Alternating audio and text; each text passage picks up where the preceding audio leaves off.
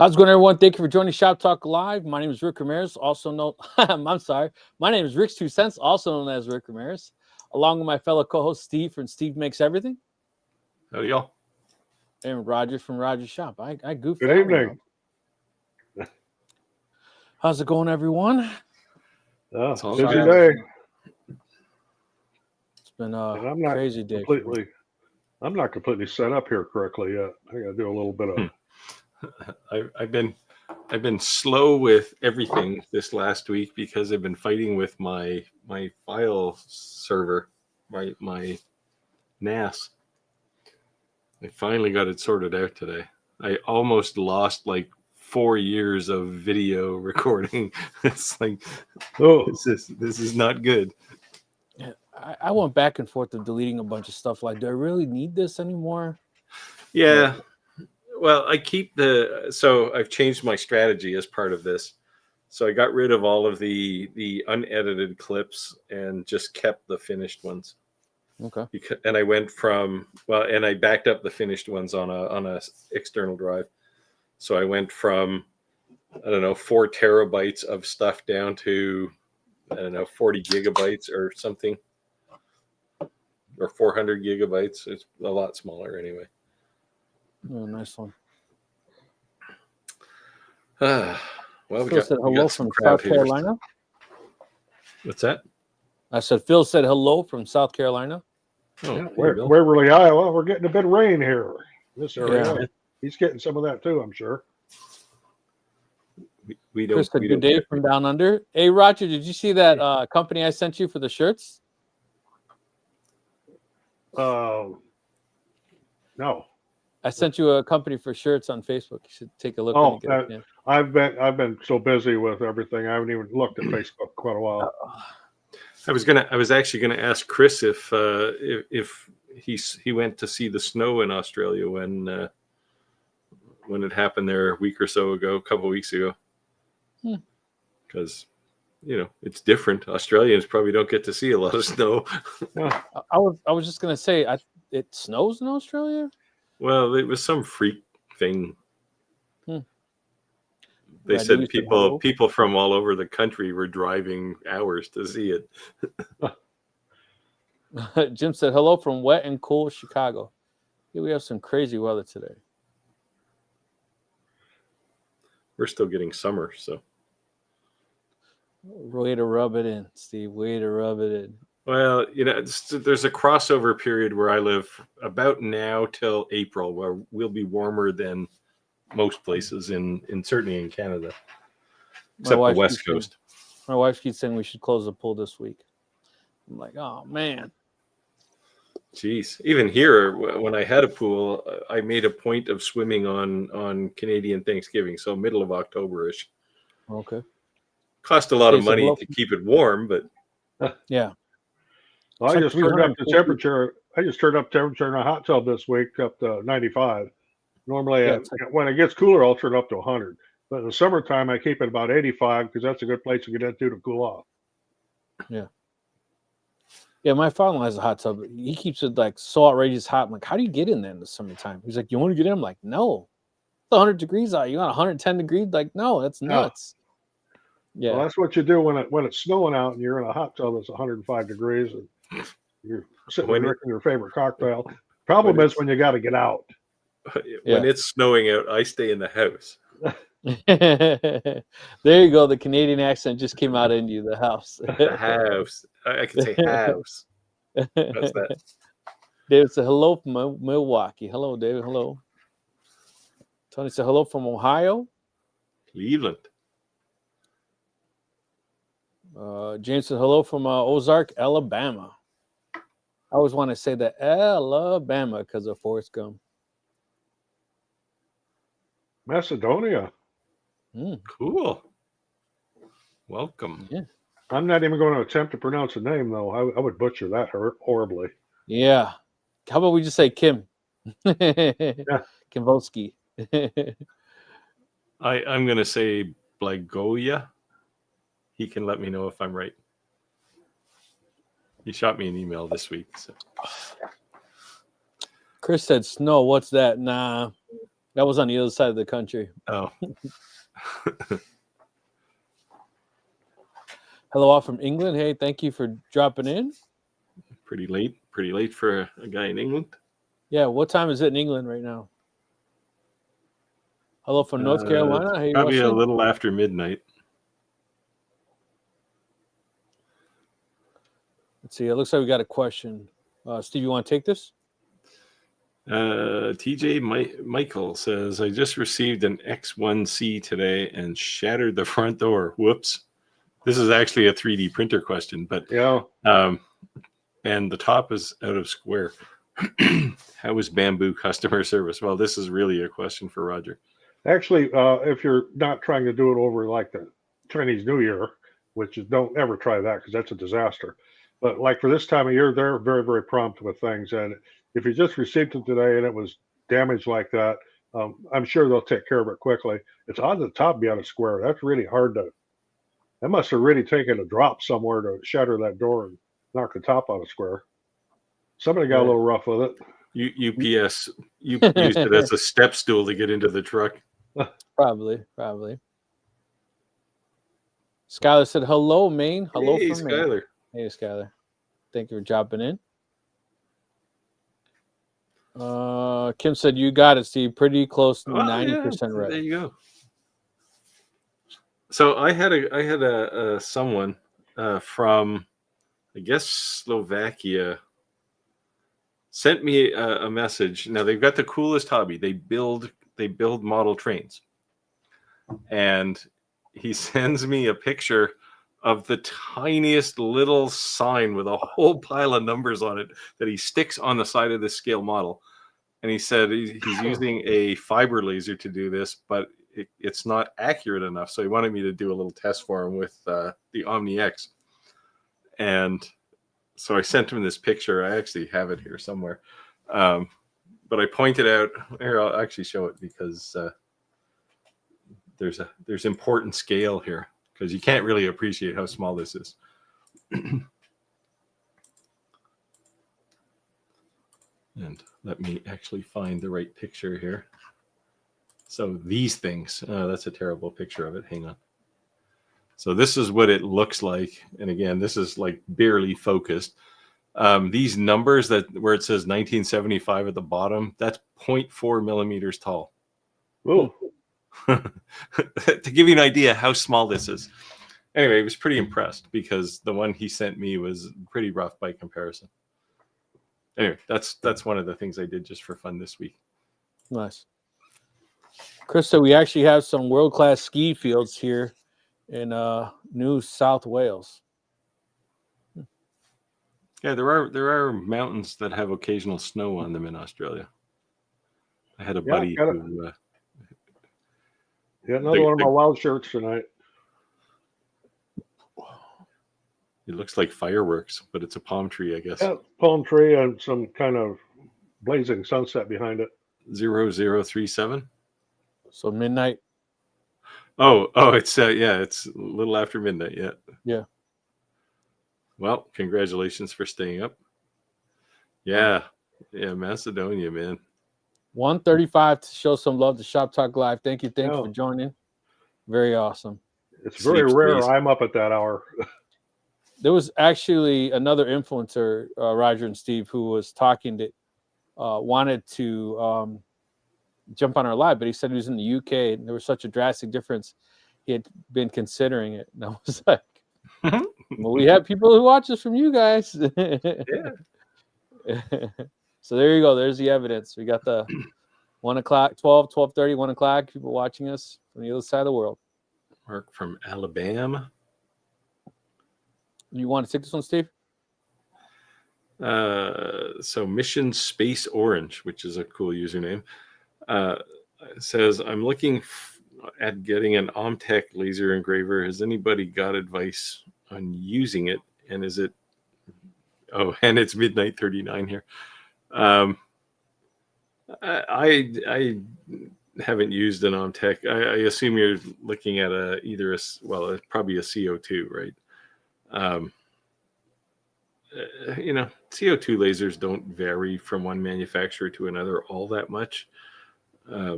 quality of parts, but Omtech uses reasonably good stuff. So yeah, I don't Only think thing that I would say is to keep in mind if you're bringing it into a doorway and not a garage bay, the size, make sure it fits in your house or place of business. Yeah, Omtech makes a bunch of desktop lasers though. Yeah, that's what I'm saying. Just all I'm saying. If it's one on top of a big cabinet on wheels, you should probably measure all your doors before you buy it. That's all I'm saying, and that's for all CO2s. Wasn't that Acmer has a new X1 laser now of IR diode CNC, but it will hold a full 4x8 foot sheet of plywood. I do not have room for that. Yeah. Anyway, Clack's testing, I think, the 4x4 version of that thing right now. I don't even have room for that. No, I don't either. That's what they asked me about it, I don't know, probably 2 months ago. And I said, how big is this thing? And they said, oh, it's a little bigger than 4 feet by 8 feet. I said, I'd have to empty my shop to put that thing. And it's going to have to go on the floor because that's the only place where I'd have that much space. Chris said one of the reviewers broke their door off their printer while filming the unboxing. Ugh. Wow. Yeah. If that was a live stream, that was an embarrassing moment. Yeah. I was going to post some videos today, this weekend. And, part of the unboxing is unboxing, right? And when I unboxed it, it was missing parts. So I was like, oh, man. So in 3 days, you should see some new content come my way. I don't do unboxing as part of videos anymore. It's like anybody can cut the tape and open a box, right? It was just a really large item. Yeah. In a really big box.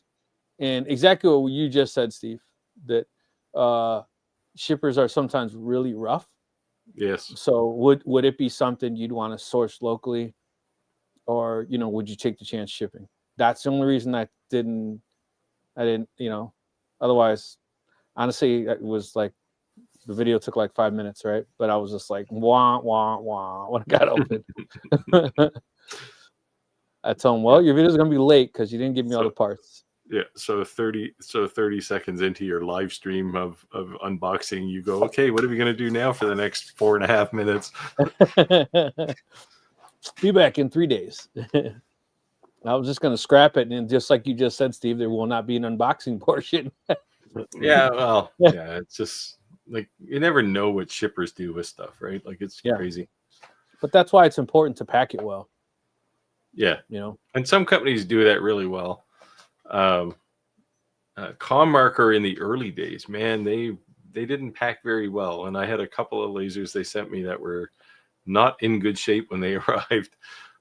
So I did mention it to them, and they have improved quite a lot actually. X-Tool packs things really well too. Well, asking Centauri Carbon for $300, is it a good price or worth the machine, or better to wait to save more for bamboo something? Just going to be doing miscellaneous shop things and not production. I am not familiar with that printer. I have never had one, so I can't give an opinion on it. I am perfectly happy with my bamboos. Isn't that the one that's all black and they have carbon fiber you can print of? That's like their hype right now, if I remember correctly. Well, you can print carbon fiber on any 3D printer. You got a hard nozzle. Yeah, but it's not. Yeah, but it's not really carbon fiber, right? Like it's like a bunch of shredded fiber mixed into a plastic. The 3D printer I'm looking at right now, the Fiber Seeker 3, it has actual a spool of carbon fiber, and it's kind of cool actually the way it works, because they run an extruder that has 3 inputs on it. 2 are your printing, one for the external side, and another one that can be really anything on the inside, which mixes with the carbon fiber. So they only print carbon fiber on the inside to make it strong. So it's actually a really cool design. But I think mine fell off the truck too. So I've been dealing with that this week. Mission Space Origin said the reason I'm asking is because I'm looking to start a nonprofit for people wanting to learn and start learning lasers. Here's my only suggestion. If you're just kicking off this, that's awesome. But I may suggest doing a diode. The only reason I'm saying is because a CO2 is going to be a little more costly. And if you're trying to train people and you only have one laser, but if you had a diode list, you could have more than one. So you could have more than one person learning something. Unless your pockets are deep and you're going to buy more than one CO2 laser or more than one laser, I think that's, but it might be easier to start off with multiple diode lasers. That's the only thing I'm saying. Yeah, it depends what you're trying to make, though. If you want to cut acrylic or something, then really CO2 is the way to go, right? Yeah, no, I agree. I'm just saying that if you're trying to teach people or start a learning center, it's probably going to be difficult. One machine. Depends on your budget. Not that one's better than the other, just one's less expensive. Let's see. The Centauri Carbon is an Elegoo laser. It's their fairly new one, I think. I should have known. That's one they asked me about a couple of weeks ago, whether I wanted to look at it. And it's like, no time. Tim. He said something to you. He says, Steve, I can't remember if I told you about the new ComMarker software. Will not be supporting any fiber lasers. Yeah. So even though if you install the ComMarker Studio software, it has, you can select the laser that you're using, and there's UV, fiber, and CO2. It doesn't support any of those other than the UV. So yeah, interesting, which kind of suggests to me that they're basically rebranding some other software. Ray said, "Love to have an Omni X, but 5K have to sell a lot of products." Yeah, that's what I was saying about the learning center. Yeah, that's the challenge, right? And I'm sure that 5K, I think they buried the tariffs in there, because if you look at the M7 Pro, it's a lot cheaper, but I bet you're going to end up paying tariffs on top of the price. So I think one versus the other, I think it's going to be about the same price, but I think the tariffs are in there. Looks like you're up. Well, TJ's asking if the AMS Pro 2 is worth the extra price over the regular AMS. There again, I don't have an AMS Pro 2 yet. I may dabble with one down the line if I decide to buy another bamboo printer. Right now, I've got enough printers, so I'm not really in the market for any.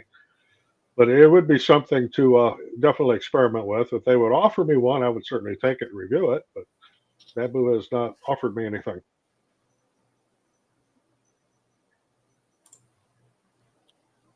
Trump said, "Hello from Louis, Iowa. Just joined a little late. Better late than never. Better late than never. Thank you for joining." You missed Clack. He was just commenting to somebody else. He said, Clack said, yeah, Clack Orange is awesome.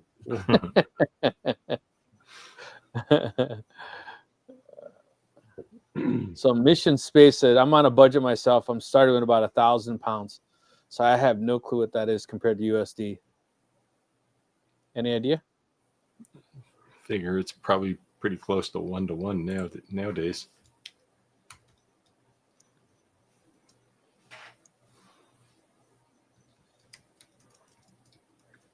Corby said, just chilling on my birthday, enjoying some YouTube time. Happy birthday, Corby. It's about $1,350 US. Okay. Oh, wow. So they got us on the dollar.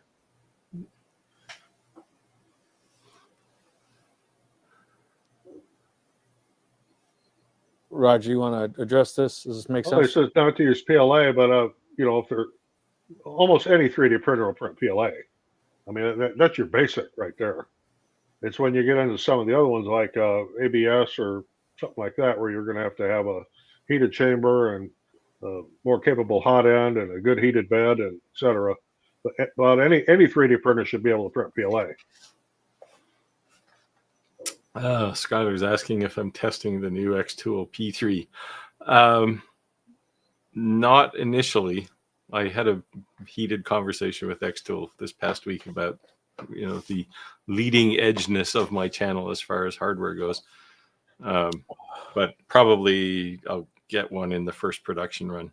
They were very, very tight. Like if you look on YouTube right now, there's like 4 people who've done reviews on them. So I have 2 lasers on the way. I have another 4x8, 4x4 CNC on the way. So Exciting news coming soon. Let's just say there's a very known company who was selling parts that now came out with their own CNC. Most of you know who that is. Well, I think that's the next wave, right? Everybody's going to have a CNC now too. Yeah, and that's cool. That's cool. Mission Space Origin says, another question, would it be wise to learn light burn? Yes. Yes. Yes. For now, anyway. Well, certainly if you're looking at an OMTech laser, really you're going to have to learn light burn. The good thing about learning light burn is it's pretty universal across all lasers. I'm not saying that like X-Tool and certain manufacturers don't have their own version, but it's going to be easy when you transition and adding a second and third and fourth and fifth laser to your collection to be able to jump between them. Yeah, I've cautioned some of my contacts at Lightburn to say, like, you guys got to get it together, because the reason all these like XCS and now Commarker Studio and Longer's got something, the reason they're doing this is because they've all got extended features that aren't supported in Lightburn. That's why these things are getting traction now, right? So like the Omni X, right? I'm not going to give up internal glass engraving to use Lightburn. It's just not going to happen. Central said, what is it? Centauri Carbon. Yeah. Cuts a few corners, but it did pretty good reviews. Yeah, you know, it's probably not a bamboo type level of quality, but you know, Elegoo makes decent stuff. Have I tried to market my SF? I don't know what SF is. No, I was trying to think of something like a wise ass, but I couldn't come up with it before you finished the comment. I was like, ran out of time. It was the little monkey in my brain going, ding, ding, ding, ding. I can figure something there too, but it's not family oriented. So I can only think of San Francisco. Sorry for the questions. This is a place to ask them. This is why you're here. Yeah. So just so everyone's aware that we have some new people and some old some people. This is a non-scripted. This is a non-scripted video, a live questions and answers for CNCs, 3D printers, lasers, all the above. And the reason it's non-scripted is because we don't know what sometimes we come with a topic that we want to bring up or discuss, but for the most part, you guys are really what leads the live. I mean, it's so don't ever think you're like sidebar in the video by asking something way off topic or going down a rabbit hole, because that's exactly what this is for. So if you have any questions, let us know.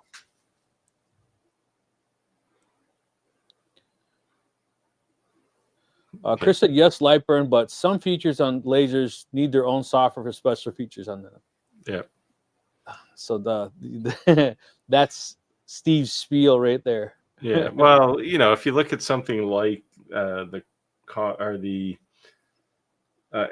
P2, P2S, or now the P3, you know, they'll do focusing over a curve, right? You can't do that with Lightburn.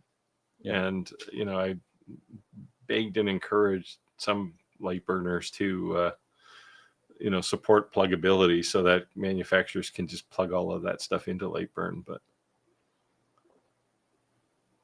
no luck so far. Dale said, do you guys like a CO2 laser, cutting thin wood and engraving?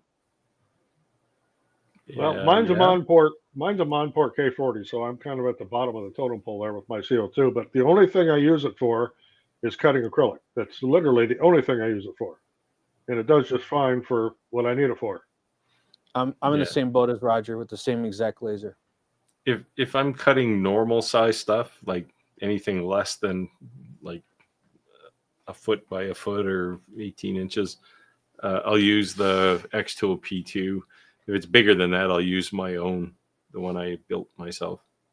The only thing I would say is for dollar when it comes to footprint, right, or the cuttable workspace, that a CO2 is always going to be more. So if you're cutting wood to get a larger workspace, if all you're doing is cutting wood, you could do that with a diode laser for a lot cheaper.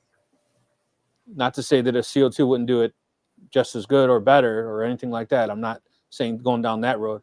I'm just saying the workspace is going to be a lot more expensive real estate on a CO2 versus a diode, just for cutting wood.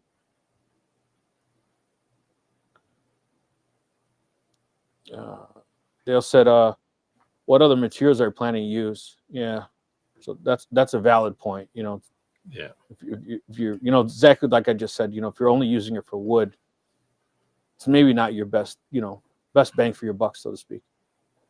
Yeah, unless it's bigger than 400 by 400, right? Which is the typical diode laser size. Yeah. Dale said, I'm thinking of engraving in conjunction with my CNC, then maybe some acrylic engraving also. Then now you're on a CO2. Right. So we also said that it's that to set yourself apart from like the cookie cutters, the downloadable Etsy files that everybody else has the ability to do. When you take woodworking and make it also laser engraving, or you take laser engraving, also make it woodwork. Once you start crossbreeding with these different machines, you really be able to create a unique item that's going to set you apart from the norm, right? So to be able to have your own market, so to speak, to stand out a little. Yeah, this is the appeal to things like the Omni X too, right? Like guaranteed, you can do things and take them to a craft fair or craft market that most of those people won't do. Dale said maybe glass engraving also. Well, now you're in the UV, right? Yeah, now you're in UV space. Now you're in like big bucks. See, now he's in the world that I said. If you have a fiber laser, a UV laser, and a CO2 laser, you can do anything. Mm-hmm. Then you'll need a CNC. You also need a big budget, right? Yeah. I would just say this, like I made a blog post the other day. It said basically like, you know, what laser is the best laser? What laser should you buy? And it kind of broke down like what laser is best for what type of material. And that's really what you should start with. Yeah. Because I'll quote Steve, and he always says, your first laser is not going to be your best purchase, right? And it won't be your last for the most part. My kind of quoting you right. Yeah. You know, because you a lot of times what you think you're going to make is not what you end up making. But then once you learn to use the laser, you're definitely going to want more than one. Yeah, for this reason, right? And I mean, I don't think companies do a good enough job at telling people not what you can cut, but what you can't cut with their laser. Like it's, you know, I've talked to people who think they bought a diode laser, $100 diode laser, and they can do anything with it. It's like, no. Right? Diode lasers are relatively limited on material. They can do wood, and they do it reasonably well. They can do stainless steel okay as far as engraving, not cutting. But it shocks people when you say, you know, you can't cut acrylic. Same with fiber lasers, right? The demo I always do is people will watch me cut like through like 3 millimeters of brass, and they'll go, oh, this is powerful. Yeah, watch this. I'll drop a piece of paper on there and it does nothing, right? So that's the challenge. Yeah. Oh, so Skylar's asking about the new Eufy printer ink. It doesn't fit the beta machines. Yeah. Well, that sucks. So this is unfortunate because they mentioned to me that they were sending me a production machine, and then they said, well, you're going to have to not use the old ink from the beta machines, which is too bad because I've got like a cupboard load of this stuff, right? Like I've got boxes of it. So, you know, if anybody happens if anybody happens to have a beta machine, you know, I'll happily give you the ink if I can't use it. But you can't. But if you have a production syringe machine, it's not going to be any good. So, were those only sent out to influencers, the beta versions? Yeah. Okay. Well, and beta testers, like there were people who were just using them, like art type people, right? But people, no customers. Nobody bought obviously. It. But nobody. Nobody has purchased those beta units. Okay. Well, then that's fair. Yeah.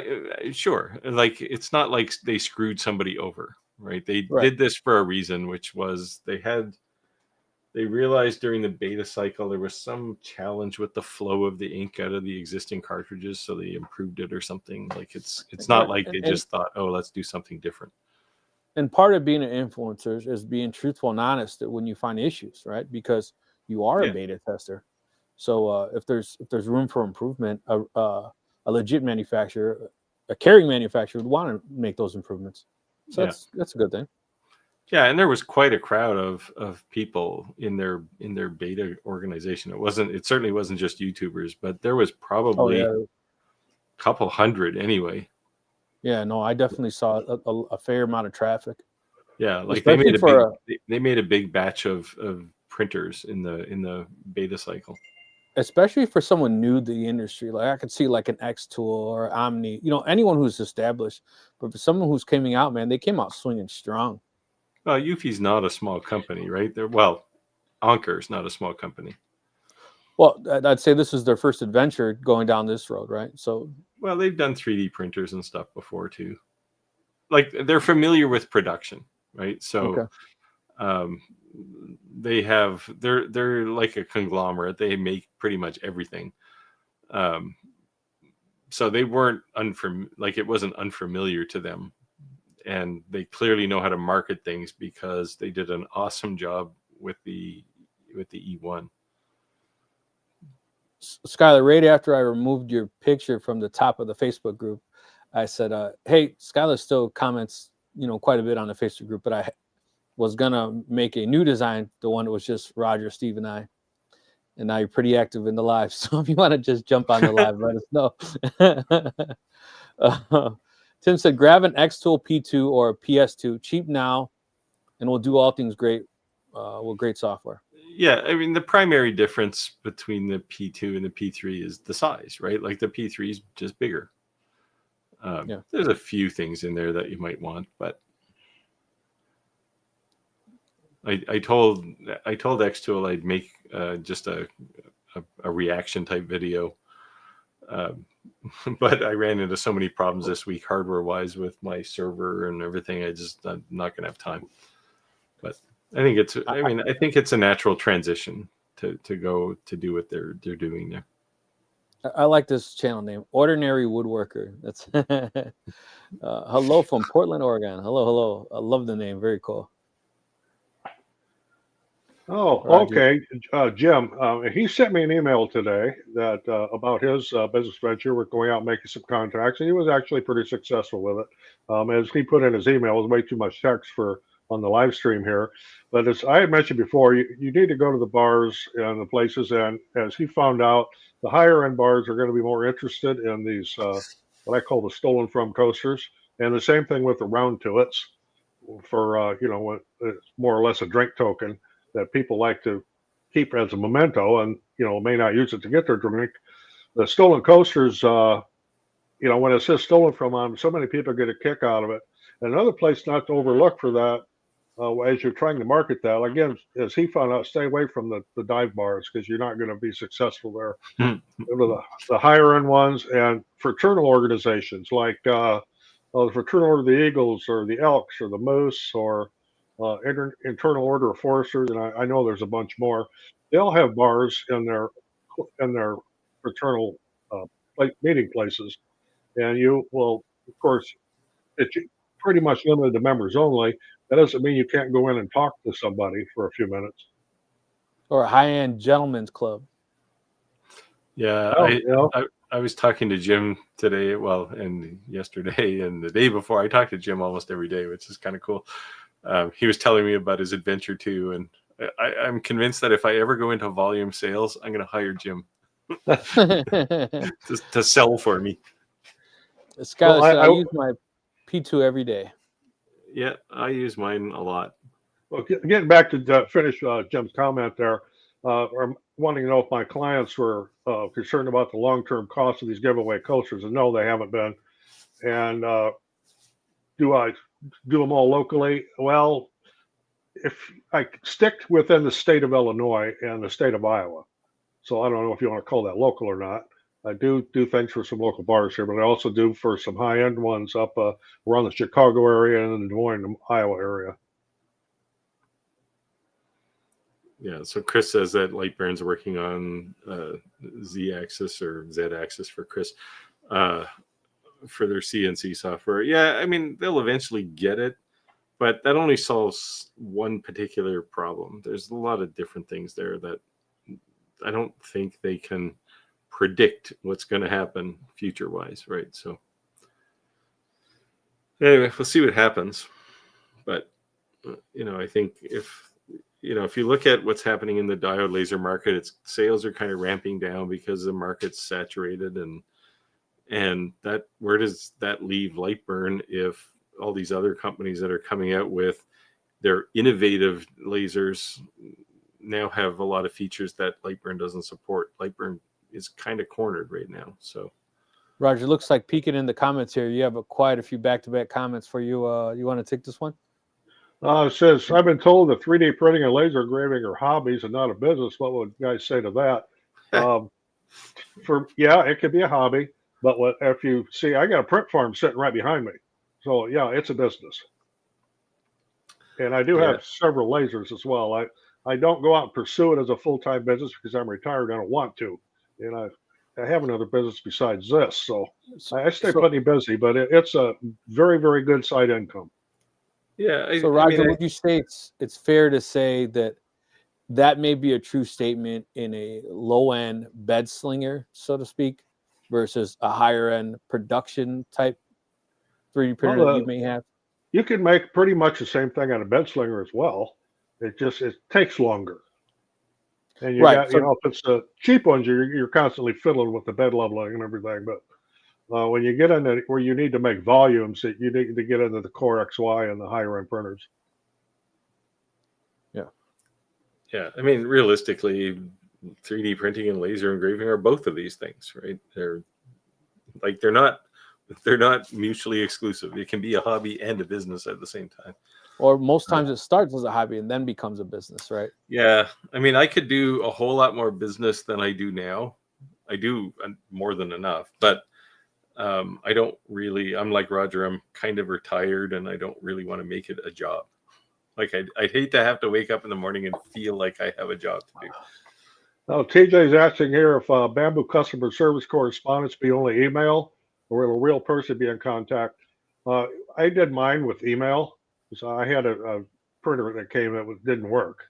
It was damaged from, I don't know, whatever. It got damaged, but it didn't work. And one thing you need to do when you do your initial email is make sure you have your purchase date, where you bought it. Now, if you bought it from directly from Bamboo, have the invoice number and the purchase number and have the serial number and everything off of your printer because they're going to ask you for it. So you might as well have it in the initial email. And if you can put pictures in with it, that's all the better. But wait 3 days to get a response to say, what's the serial number? Yeah. See, my problem was I was trying to do it during the Chinese New Year. And that is like a week-long holiday in China. So I was forever getting a response. But once that was over, and I started getting responses, everything, it was just the next day I'd have a response to it. And it all got solved and it all came out just fine. Yeah, they always want you to send pictures, but the problem is they're like, can you send us a picture of it not working? Sure, there you go. It looks like it's off. That was Creality's big thing. Can you send me a video of it not working? Seriously? So Amazon, I ordered that bit set I shared on our Facebook group and said, what do you guys think of this? It was like a 15 set, right? And I received 5 bits. And I sent this message to Amazon like, hey guys, it's a 15-bit set and you sent me 5. So is there a second package coming? They said, oh, don't worry about it. We'll send you the whole package. Just send us that back. I said, send you what back? I'm missing it. Well, if you send it back, then we won't charge you for the original item. I was so mad to actually finally talk to a physical person. And they're like, oh, they sent you 1 of 2. I'll send you the other half. 2 days later, I got the rest of the bits. It's a 2 package deal, but hilarious. I had an Amazon package come last week that was marked from the Postal Service that it was unsealed when they received it. So it was an empty envelope. Oh. So I had to go on Amazon and I just, posted a picture of it and they just refunded it. So then I just reordered what it was supposed to be. But somebody in shipping never sealed the envelope. So fell out. Yeah. So somebody got a bunch of O-rings. Probably Tony on the said floor teaching in your local myself. post office.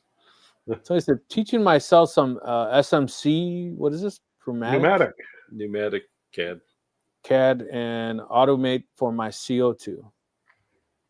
Nice. That's the beauty of YouTube. You can learn anything, right? Yeah, it's become the great teacher for sure. Cincenzo said, I've engraved glass with my diode in black paint. It depends on how much you want to do and how perfect you want it. Have you done that, Roger? Yes, I have. I'm not real pleased with the results of it. The best results I got was when I put on the black paint. I used watercolor, tempera, what they call it. Yeah, tempera paint. And you almost have to airbrush it on, because if you try to brush it on with I don't care what you're doing, the brush streaks will be in there, and it's going to look like hell after you do your engrave. I thought you did a video on that. Did you not? Something like that? Not on that one. I did a video on engraving tempered glass on a CO2. Yeah, I remember something like that. Yeah, I've done one on glass. Clack's done one. I mean, everybody does one, right? Because it's just harder. You know, the short answer is, if you want to engrave glass, a diode laser is just way more trouble than it's worth. Like, you're going to work too hard, and you're going to get okay results at best. I'm not sure what this is for, but monster trucks. So speaking of monster trucks, if anyone's in the United States, the Powerball is $1.3 billion. So what do they say? I might not tell anyone, but you might know. There might be a few subtle hints if you see a monster truck in my driveway. Is that a gravedigger? Yep. I won't tell anyone I won the lottery, but there will be signs. Yeah, exactly. There's an actual gravedigger sitting. Yeah, but of course, 1.3 billion, but you're going to pay what, 55% tax? I think they said you'd take home 300 million. Is that nuts? No, it's 1.4 billion now. I just looked, and you get 600 if you take the cash option. It's 680 million, but then IRS will take half of that. So yeah, so it's $300 million. When it was 1.3, it was 300 million. See, you win a lottery in Canada, it's tax free. Yeah, that is awesome. I always said that if they did that here and they charged more for the ticket and you paid in advance, I'd be like, sold, no problem. Yeah, I don't buy lottery tickets. Maybe once or twice a year. As they say, a lottery ticket is a tax on the stupid. a tax on the people who can't do math. Yeah. Chris said, I have diodes, CO2s, fibers, and rent out of slush funds before getting a UV. I'm with you on that one. UV is on my next on my list. Yeah. Make sure you get one of these ones that you can print internal glass. Yeah. The UV 3D, a 3D UV, however you want to say it. And there's now at least 4 of these things out there. So the Mr. Carve guys say that they're first, but they were first in Kickstarter. Commarker shipping theirs. So Mission Space Orange said, I'm looking at starting and doing hotel room numbers, house names, and numbers and different things. One thing you might want to look at is that HDPE. You could crank those out. Especially that hotels, they always have that kind of look. But the material is not super cheap. If you're cornering some hotel to do their room numbers, also make sure you do their tags door for their keys. If they still don't use plastic, right? Like a lot of them just have cards now. But Chris said fiber also cuts with an angle edge.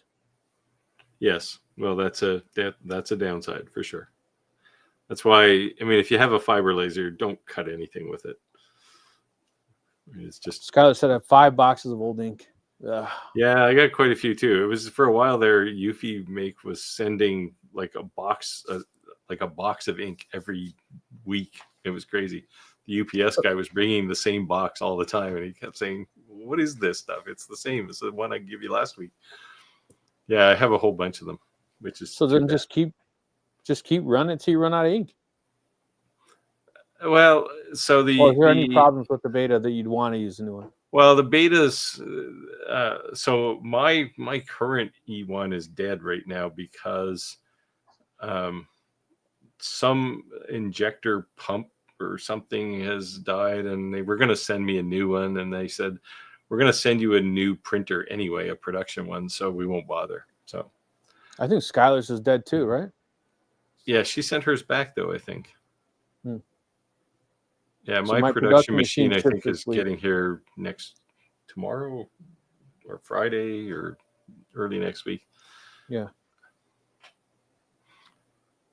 Which hopefully Tim's gets his before I do, because otherwise he'll feel annoyed. I saw someone in the group post saying they got their first their Oofy from the Kickstarter. Yeah. Yeah, well, that's how everybody got them, because they didn't have them in their online store. I don't know if they have them there yet, because I think they're going to fill 30,000 orders or something right now. Right, I think as they should. That's how they should do it. Yeah, well, of course, you want to ship to the people who helped you get through Kickstarter. Yep. Chris said Oofy is just a brand name they use for a section of their market. Yeah. Clayton, how's it mostly going, their brother? electronic stuff is Eufy.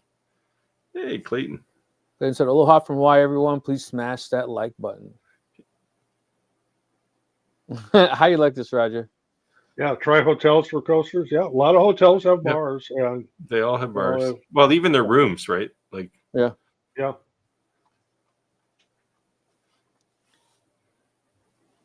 Let's see here. They all have the $20 coffee machine and the mug on the coaster. Chris said, "I've tried accidentally leaving small banded items in bars I visit. Seems to be working, picking up a few orders." That's an idea too. Yep. Viral marketing, that's how you go. Oh, yeah. That's hilarious.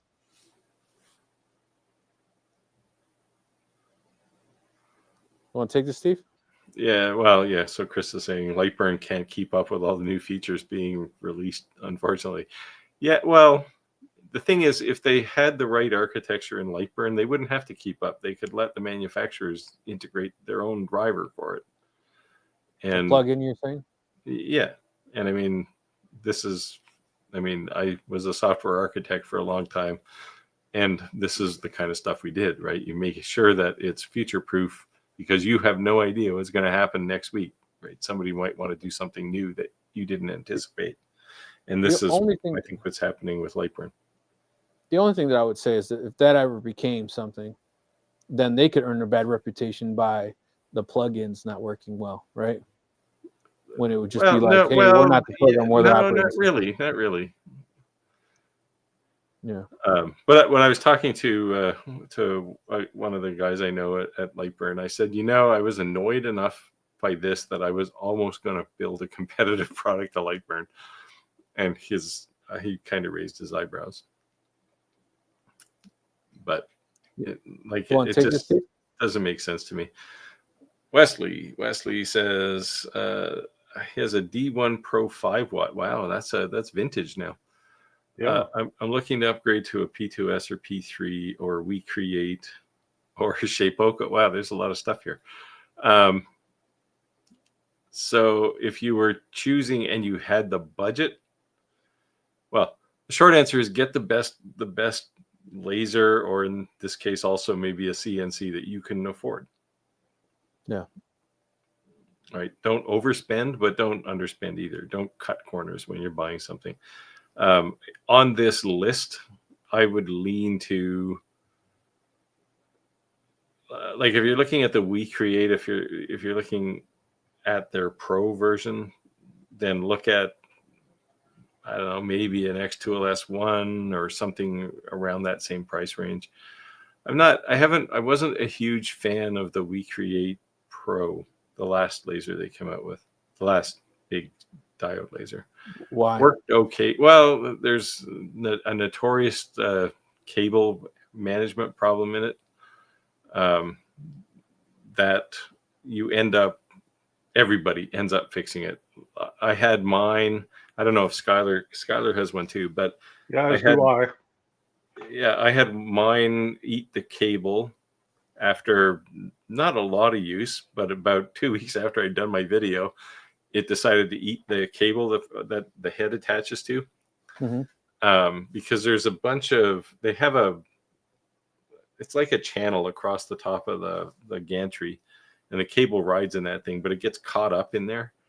And so they said, oh, we have a different cable. So they sent me another one, and that one is now eaten too. So I think I'm just going to tear it all off and put a drag chain on and call it a day. Yeah, just solve that problem, right?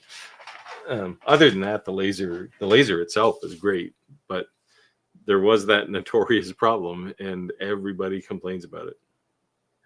Well, Jim's asking how I market outside the Quad Cities, and if somebody doesn't know what Quad Cities is, that's a metropolitan area where our town is located, Iowa-Illinois border. Facebook Marketplace, website, Etsy, it is literally word of mouth, or if I happen to be someplace and, you know, on a trip or something, and I see something that might be a potential, I'll go in and just cold and ask. And if they say no, fine. If they say, yeah, that's kind of cool, well, then I have a card I give them, and I can explain, you know, more what I could do for them, and that's how the things develop. But no, I don't go on Marketplace or Etsy or a website for this type of thing. But Roger, you also said that you've gained thick skin over the years, right? You got to get used to saying no. Yeah. Not everyone's going to say yes. Yep. Right. I learned that when I was a teenager, because guys used to get, you know, how can you ask all these girls out when they say no? I said, because somebody's going to say yes. You know, it just never bothered me. I get turned on. I don't care. The next one will say yes, you know. The Bamboo H2S, what do I think about it? I do not have one. If you were going to use it just for the 3D printing, I think that'd be a good idea, but I can't see using that for everything that they have designed it for, because I think it would be a maintenance mess. Yeah, this is the one with the laser built into it, right? Yeah. I mean, lasers are dirty, right? Like there's dust everywhere and smoke and ash, and like then you're going to 3D print something. I don't know. It just doesn't seem right to me. Yeah. Skylar said, Rick, how's the CNC going? What's your first project on? I'd say it's union related. I may have to give you a complimentary members on my channel, so I can, when I drop the members only, because I'm gonna drop like a series, so I'm just gearing up. Ep82 said, Mark, hello, what did I miss? You know, everything. We were just making plans of our $1.3 billion. That's all. Yeah. If all of a sudden we're reviewing a little different, it's like yachts and cigar boats, you know, what might have happened. See if you win 1.3 billion, even if you only get 300 million out, I only need like $1,000 US, right? So I watched this thing today. They were doing house for house in Canada versus Texas, and I don't know why Texas. And I almost tagged you in the post because it was like $1.2 million in Texas. To me, it looked like a decent house, but it was normal, right? Yeah. Like a normal size house. And $1.2 million in Texas, which is probably all Mexican labor, was like this mansion, right? It was yeah. Houses are cheap in Texas for some reason. Yeah. Houses are very expensive here, actually. Yeah. Not so much where I live, although the prices have doubled since I bought this house. But there are places where like a 900 square foot bungalow would be, you know, $1 million, like Toronto, for example. Yeah. But the condo markets are collapsing here now. No one wants condominiums anymore. Chris said he's lucky he's in the same time zone as major manufacturers in China. Yeah. That is definitely an advantage. That's one perk. I remember when I first started doing the whole influencer gig, my wife had to get used to my phone going off at 2, 3 in the morning. It's not a chick. It's someone from China. Yeah. Of course, the downside for Chris is every snake and spider is trying to kill him there, right? Yeah, right. Everything is dangerous in Australia. Yeah. Everything you walk outside, everything can kill you. You need to keep your shoes in the fridge so the spiders don't crawl in them at night. Right. Tim said, Chris, I was thinking about a trip to Aussie land. What part of the country is best to visit? There you go. It's the one place on the planet where I haven't been that I would like to go. That's a pretty long plane ride too, right? Hey, man, I've been to India several times. Don't tell me about long trips. 25 hours each way. You want to take this, Roger? Yeah, great results. This ordinary woodworker saying I got great results engraving on glass using a diode using 2 coats of black chalk paint. I have not tried chalk paint. It's similar to tempera, I suppose. But brush marks are almost non-existent. Well, you may have a much steadier hand than I do. Because I prefer using an airbrush. I've tried foam brushes too, and I just can't seem to get a consistent coat. The same thing when I coat my ceramic tiles with titanium dioxide. I use an airbrush. I don't try to brush it on. And just so everyone's aware, because I know we have some new viewers, the reason we read these comments, because if you're live in the YouTube feed, you're like, I can see them. There's a lot of people who watch the podcast who are not actually watching it. They're just listening in their ear. So we read them out loud so that people can hear the comments as well. Clack is notorious for that. He's listening to live, but he's actually working at the same exact time, and then we'll chime in, or someone will chime in when a comment makes them want to say something. Clayton says he needs the lottery in Hawaii. It's like, you live in Hawaii, man. How much better can you get? Yeah. If you win the lottery in Hawaii, you get to go to heaven. How's that work out? Like, when you're hungry, you can go into the forest and pick food. Yeah.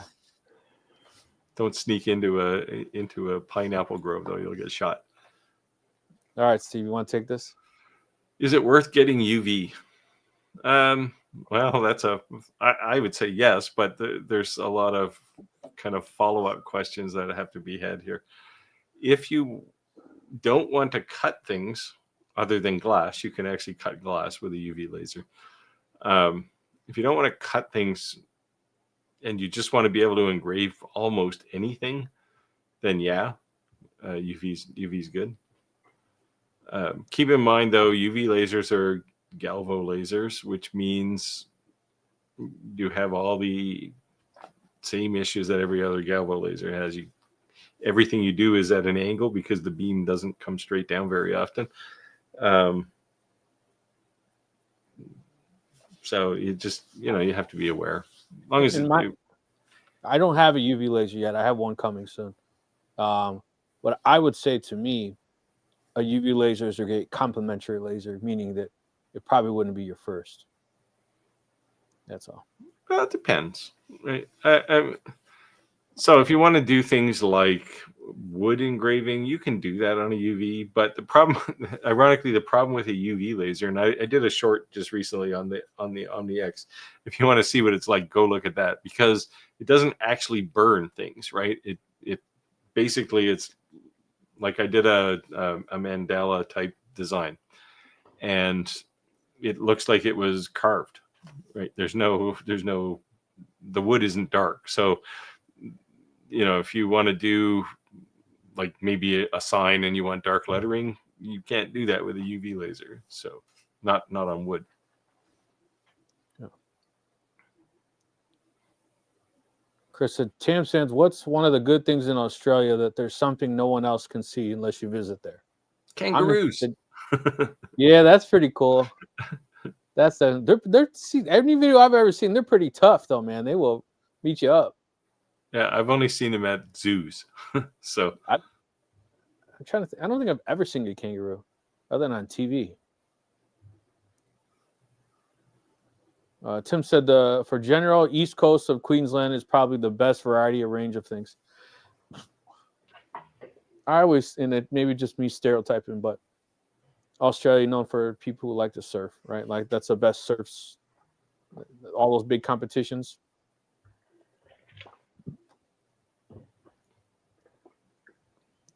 Tim said Ufi shipping to US first, happening now. Canada's next, and then another 3 weeks for me.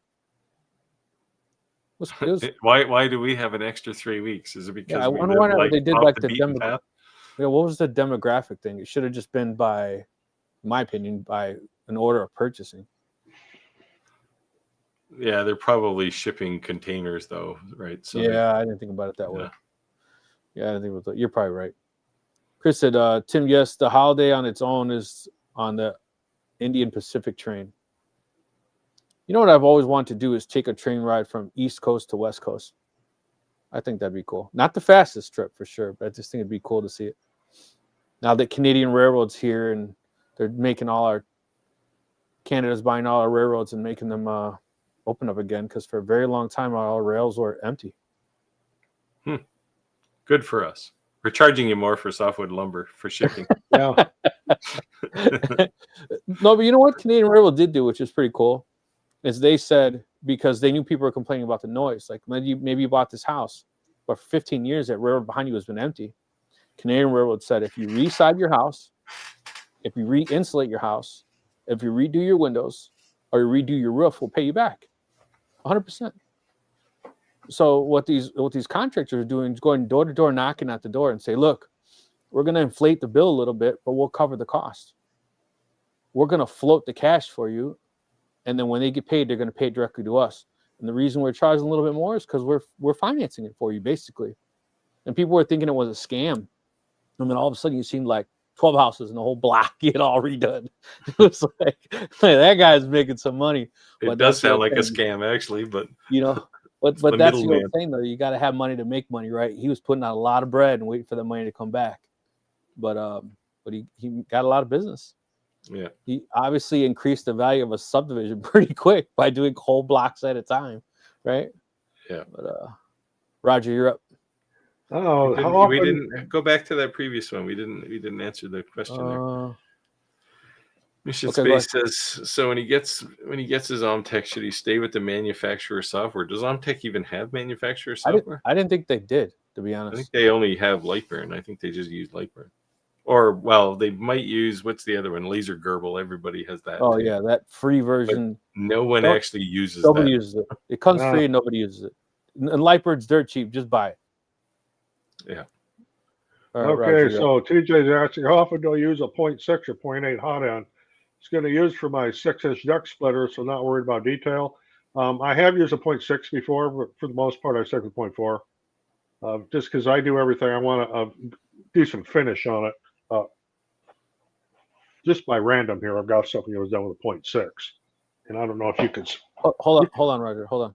It's too easy to see the rings on it. This was done with a 0.6. It was done on a bamboo, but I don't like the way it looks, so I prefer to stick with a 0.4. Yeah, it gets kind of grainy, rough on the outside. Yeah. So, Roger, a 0.8 must be like squeezing toothpaste, right? Like yeah. It's gotta be Roger, big. for those who may not be familiar with what that means, can you explain what that means and why you'd want to use one versus the other? That is the diameter of the hot end, the output where the melted extruded filament comes out. So the smaller your orifice is there, the finer detail you would have. You know, when you get into the larger ones here, yes, you could print faster and it'll finish the print faster, but it won't look as nice by any means. So would there be any reason when you would use that? Would it because something's thicker that you're printing, or just no, it's not even worth using it? Prototype. Okay. If you're prototyping something, you want to crank it out in a hurry. I've got one printer with a 0.6, and I'll use that for prototypes. You're talking double the speed, literally, or something like that, like drastic? No, it's not quite double the. Doesn't quite cut it in half. It's not really linear, but it does reduce it. I would say by a good third. Okay, so a fair amount. Chris said, being told no, worst case, a bruised ego that heals fast with a single yes. Yeah. My wife hated me when I met her, so I got used to being told no quite a bit. She might still hate you now. You never know. Yeah, I think she probably hates me more now, right? But hey, what are you gonna do? I pay the bill, so she got. Okay, Clayton saying the H2D is one with the laser. Yes, he's correct. Oh, right. Yeah, sorry. Yeah, it doesn't have the laser in it, but as I mentioned before, you know, dirt and smoke and ash and stuff inside a 3D printer is not something you want. No, it's just such a bad idea to put a laser inside in conjunction with a 3D printer. I looked at that when they came out with it, and it was like, what the hell are you guys thinking? Yeah. But well, guaranteed they'll sell some of them, though some people will buy them. But we always say that anytime there's a multi-tool, it's not the best of either one. It's the worst of all tools, yeah. Yeah, and to me, that's in general. I mean, I don't care what it is. You know, it could be a weed whacker. You know, whenever it's a multi-tool, it's probably not the best of either coins. Yeah, even like in lasers, you know, you can get diode lasers with IR lasers built into them now, and it's like, no, I don't want that. Like, it's, first of all, the IR laser is only 2 watts, which means you can put a ghostly image of something on stainless steel. But so the only thing that was cool was with that Adamstack Craft is when you run dual lasers, it creates that exactly what you just said, that like ghost effect. So it made that like hologram look, right? Yeah. So it creates like this weird effect. So like when I did those crosses, when I did these things, the first thing people do is they touch it because they expect it to be a deep engraving. And when it's not, they're like, how the heck does it look like that? It's because it's running those 2 lasers at the same time. Roger, Trent says, small world. I'm from a little town about 60 miles from the Quad Cities. Well, if you don't mind saying which town it is, post it up there. I'm probably familiar with it. Probably been drunk there a few times, right? Yeah, that could be. Especially if it happened to be like Gulfport, Illinois. So there's Skylar. She changed the cable twice in her WeCreate. Yeah, that sucks. Yeah. Anyway, I got drag chain ordered for mine. So I've been thinking of doing the same thing on mine as putting drag chain in there. Did yours eat the cable too? Not yet, but I keep a very, very close eye on it. If the problem is you can't, even if you were watching it, you can't really do anything because you can't put your fingers in there or you'll get them snipped off. Well, yeah, but I have seen it catch before. Yeah. Yeah, well, that's what happens, right? It catches the braid and then it just screws everything up. So Clayton said Bamboo has a new line of 3D printers. Have you seen these, Roger? They're H2D, H2S, H2C. I've seen them online. I've been seeing more and more of these XL 3D printers, like insane. The only time I remember when we first started this live, we have I can't say the name of the company I work for, but I work for the power company, or a power company, I would say. But we have a room that's called the Think Lab, and it's like a bunch of people who are really intelligent who work for the company to come up and invent things. It's like a Willy Wonka's room, right? They're like the sounds like a maker's room. Why don't you work in there? Exactly. They make crazy gadgets. They got all kinds of stuff. But one of the things they have is they have this XL 3D printer. That's the only time I've ever seen one like that. But I can only imagine how much that thing costs. But I'm starting to see them now being marketed more and more. When I say XL, I mean like it's, I don't know, 4 feet by, it's big. Like you can sit inside of it type big, There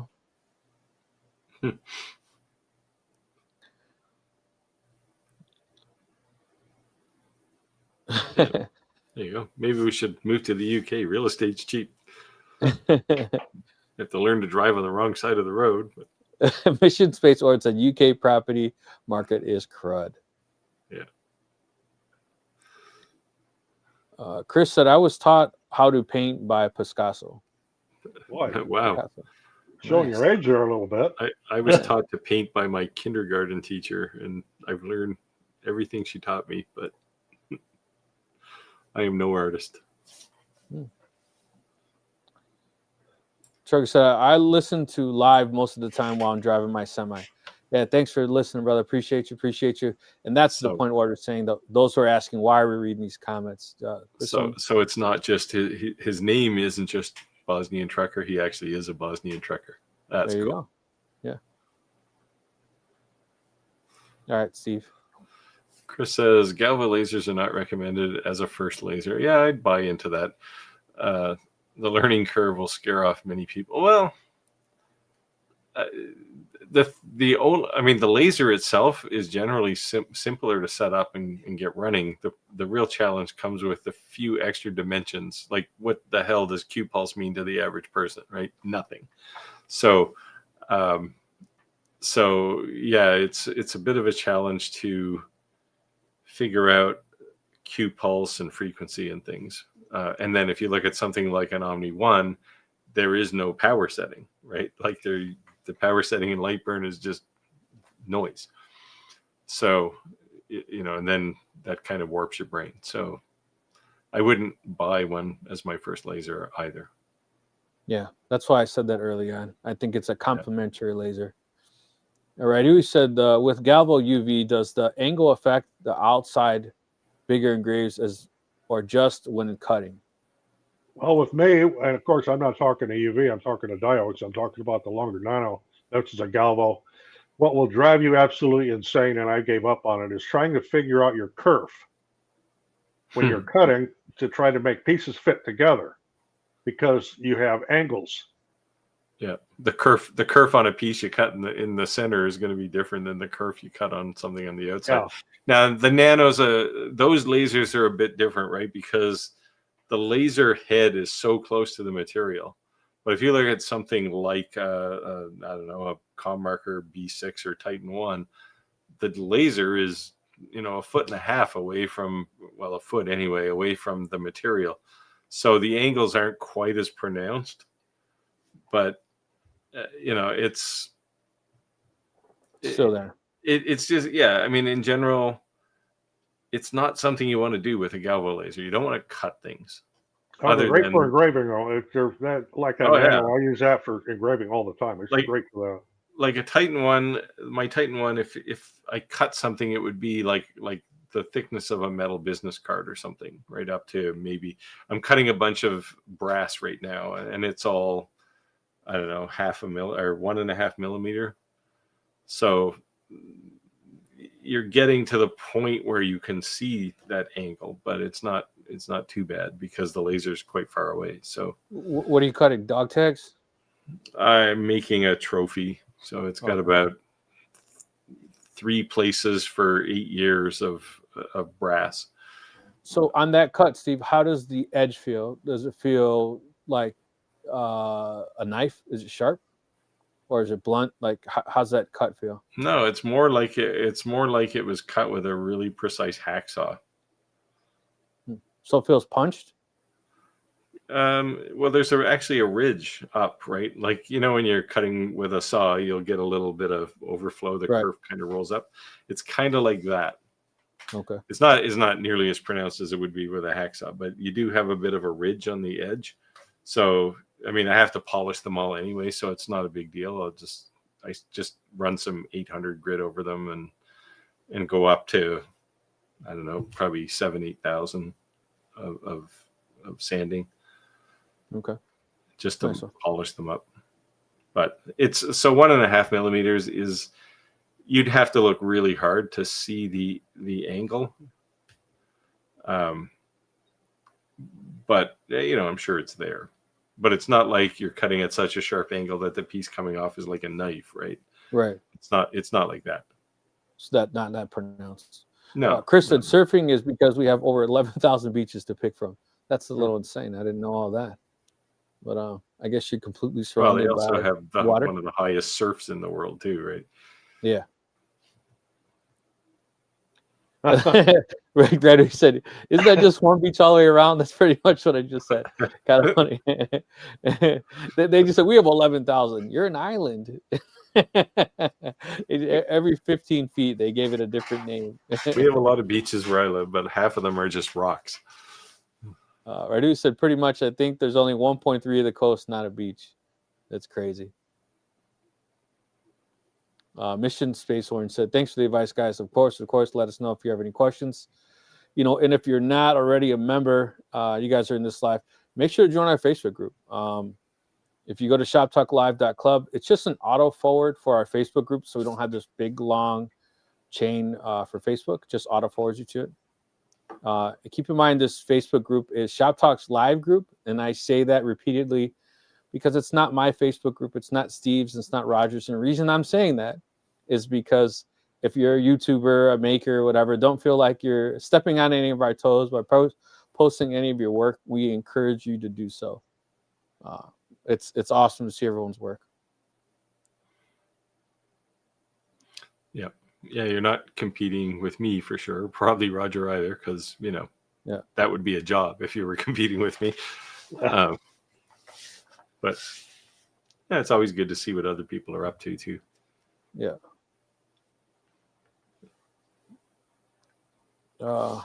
Mission Space Orange says, being dyslexic is far difficult for me to learn, but it's going to preserve. I'm dyslexic as well, and I would say this, that when I'm reading these numbers, all these things, I just say it out loud. Like a double check, Charlie, is, Roger may be familiar with what we say, is to double check yourself. And being dyslexic, when you say it out loud and then you hear it, you're like, that's not what I read. So it's maybe a way, because with laser, it's not forgiving if you did a .02 versus a .20. So double check yourself. You want to take this, Roger? Yeah, so Chris says lasers and a 3D printers for people who iron their clothes while wearing them. Actually, my wife bought an iron here a while back, and there's a big warning on it not to iron your clothes while you're wearing them. And I'm thinking that warning had to be there because somebody was dumb enough to. Somebody did it. Yeah. Yeah. Someone did it. It's I forget that comedian's name. He always says, "Here's your sign." Oh, yeah. So he was on the side of the road with a flat tire. Someone pulled over and said, "Hey, you get a flat tire?" He says, "No, you won't believe it. The rest of the tire just swelled right up on me." Here's your sign.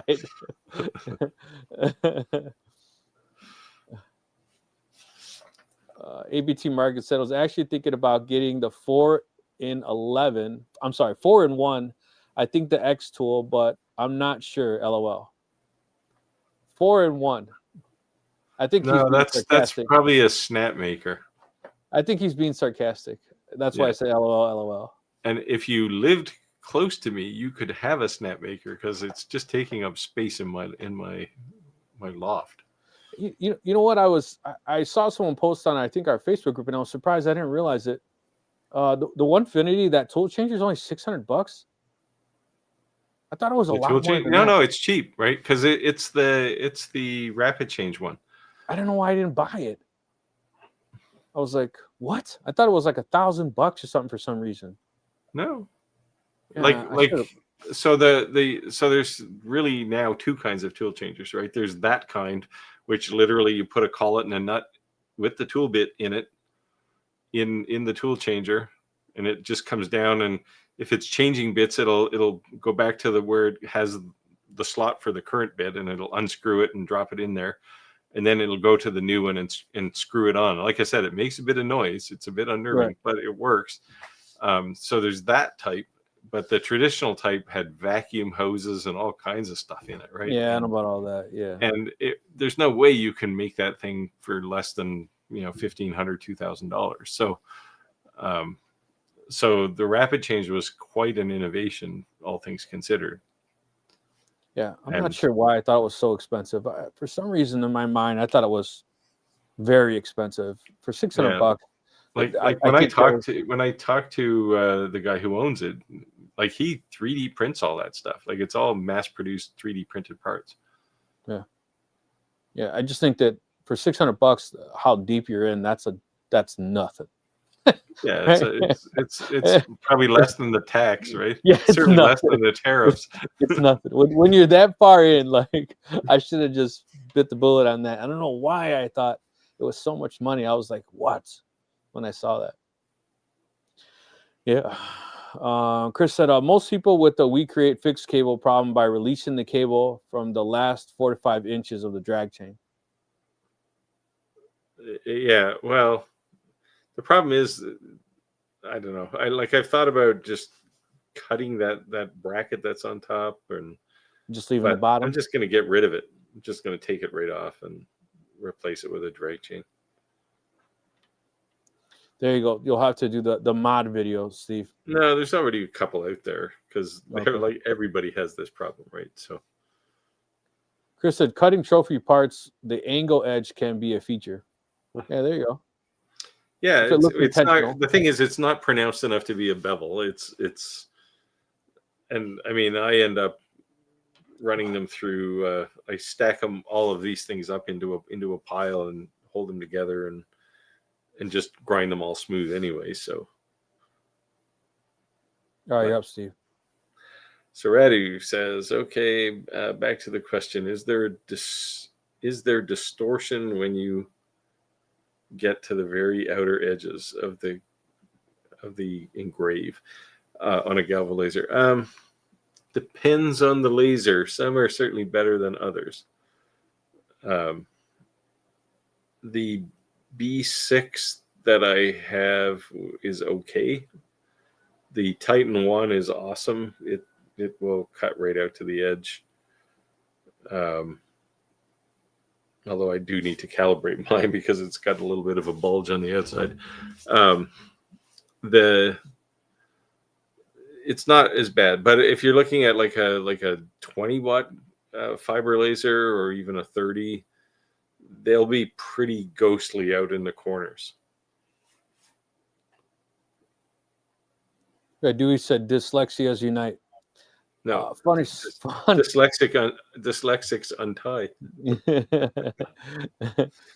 Funny story is that at my work, everyone, these large corporations, they have these DEI groups, and I'm president of the Latinx chapter, and I was invited to a disability chapters meeting, and they walked up to me and they said that I have a hidden disability, and I kind of was like thrown off, like a hidden disability. And I wasn't trying to be disrespectful because there's people in wheelchairs, like legit disabled in there. And so I just let it go. And later someone said to me, yeah, because you're dyslexia. I never thought of dyslexia as a hidden disability, but I guess it is. I'd say it is. Yeah. Radui said, I haven't noticed because I don't cut enough with the fiber. I do that with diode and CO2.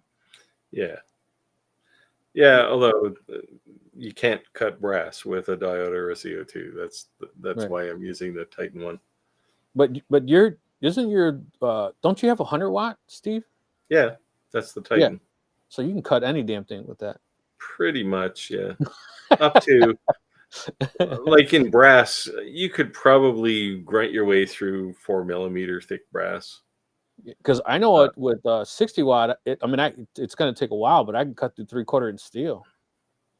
Yeah. The power doesn't matter so much, right? What the power does is cuts the amount of time it takes you to do something. But the 60 watt can cut through, thick things too, right? It's just it's going to take you longer. That's all. Yeah. Mission Space Orange said, "Night all. I'm going to be listening. It's nearly 2 a.m. Thank you for joining. Appreciate it. Thanks for coming out. Thank you. Appreciate it." Chris said, but was it flat on the bottom? Was what flat on the bottom? I think it's saying like, does it have a rounded out when you cut it out, but then flat on the opposite side? I don't understand. Like, is there a bevel on the cut part, but on the opposite side, is it just flat, like a bell-shaped cut? I never really looked that close. Like I said, it's barely noticeable, right? I know it's there just because I can do math. It's not so pronounced. Yeah, but it's not like I said, it's not like a knife, right? Where you've got this sharp edge. Right. There you go.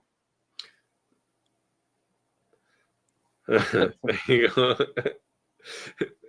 Yeah, so Tim keeps reminding me that if I ever want to get rid of anything, to let him know. There you go. We're good friends to have. Tim says that I have another device to get rid of. Yeah, who wants 100 watt fiber laser? Nobody wants that. Just give that. Yeah, it's too powerful. Chris said, X tool 4-in-1 is the M1. Oh yeah, I don't know. I like X tool, but I don't think that was one of their finest products. For the same reason, actually, that we're talking about with a CO2 or a 3D printer with a laser in it. There's just, again, lasers are dirty, and then the next thing you're going to lay down there is a piece of cloth to cut it or something, right? And it's going to get all just covered in grime. So I don't know. It's just not the right thing to do. I get it. Chris said, fiber lasers engravings at the edge is probably only noticeable under a microscope. Yeah, again, if you have like a 300 millimeter lens in there and you're cutting out in the corners, you'll probably see an angle. But I mean, keep in mind the thickness also comes into play, right? If it's 6 millimeters thick, you're going to see an angle for sure.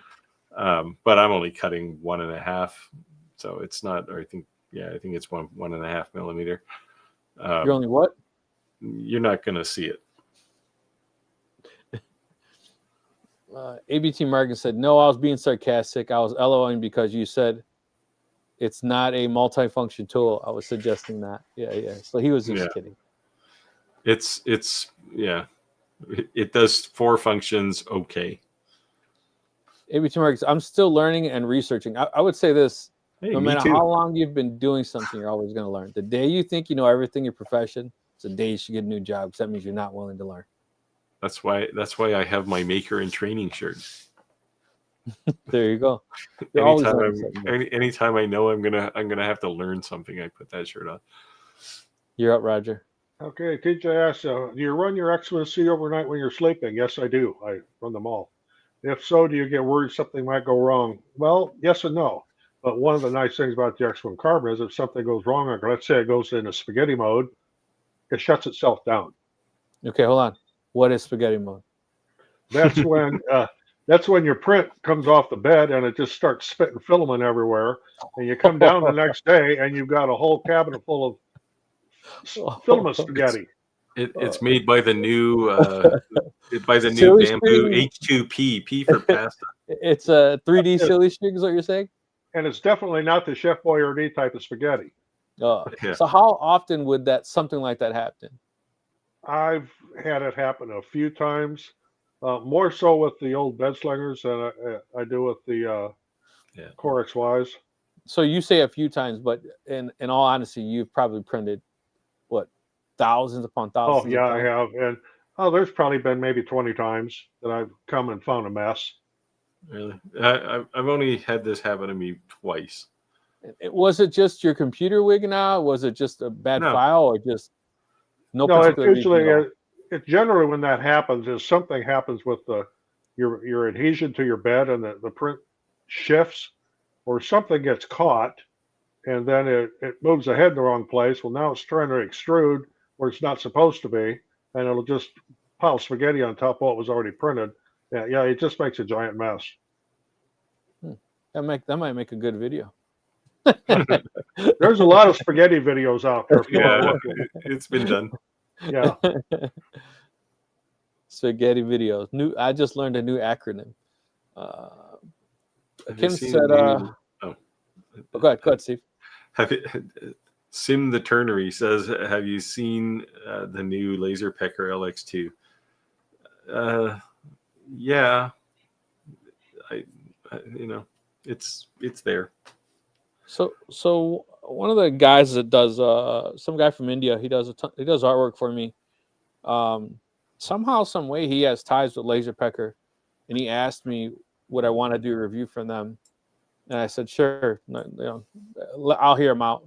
They sent me an email back and forth, and then just ghosted me. So I have no idea. I don't know. I know Clack did the review on them, but it didn't seem like it was too impressive. Yeah, I mean, I'll give LaserPecker credit, right? Like I actually just went to their website here.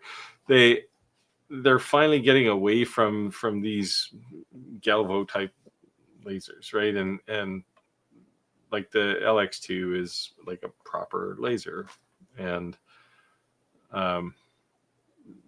good for them, right? Because I think companies that are innovating are the ones who are going to survive in the long run.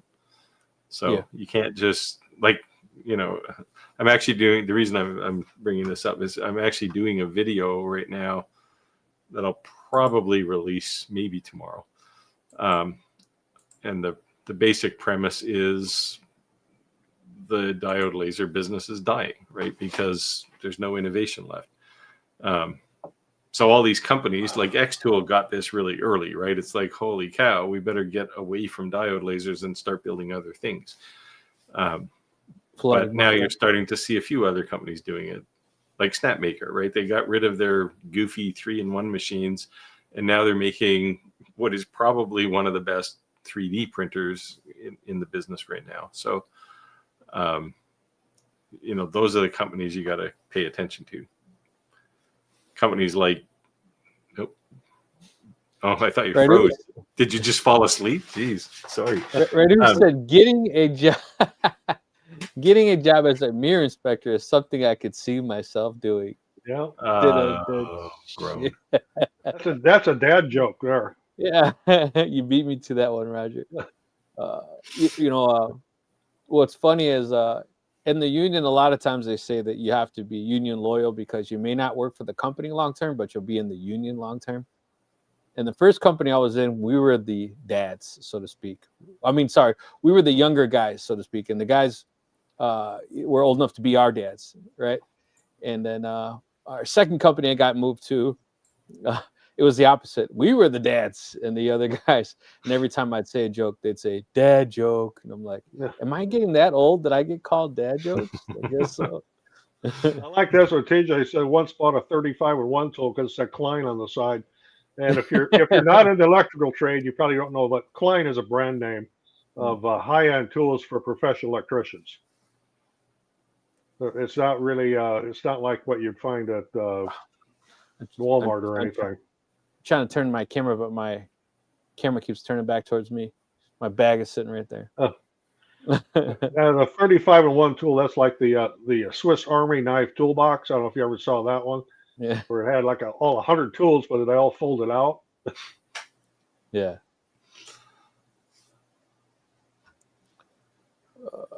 Let's see here. Hold on.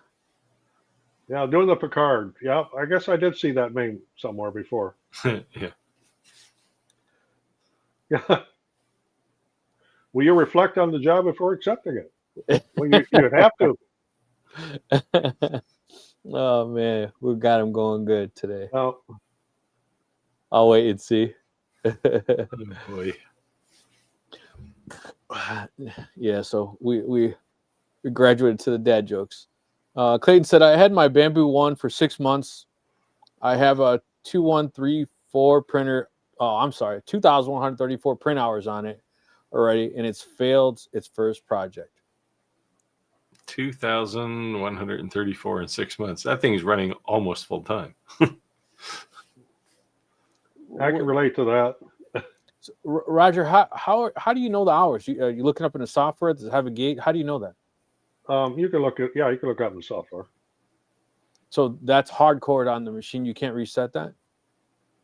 I don't know. So I'm asking that You because mean like roll back the odometer? Yeah, kind of. The reason I'm asking is because you see people all the time asking, especially posting on our Facebook group, is this a good purchase? On Facebook Marketplace used. So when you're looking at those hours, are they accurate? Are they not? You not roll them back. There's not. I don't know if you look at like our copy. We have a commercial copy machine. We have a lot of inkjet laser printers here. And they all say number of pages printed. There's no way to reset that. I mean, that's just there. Well, there is, especially if it's an Epson. Well, short of changing chips. Yeah, I know you could do a chip change, but yeah.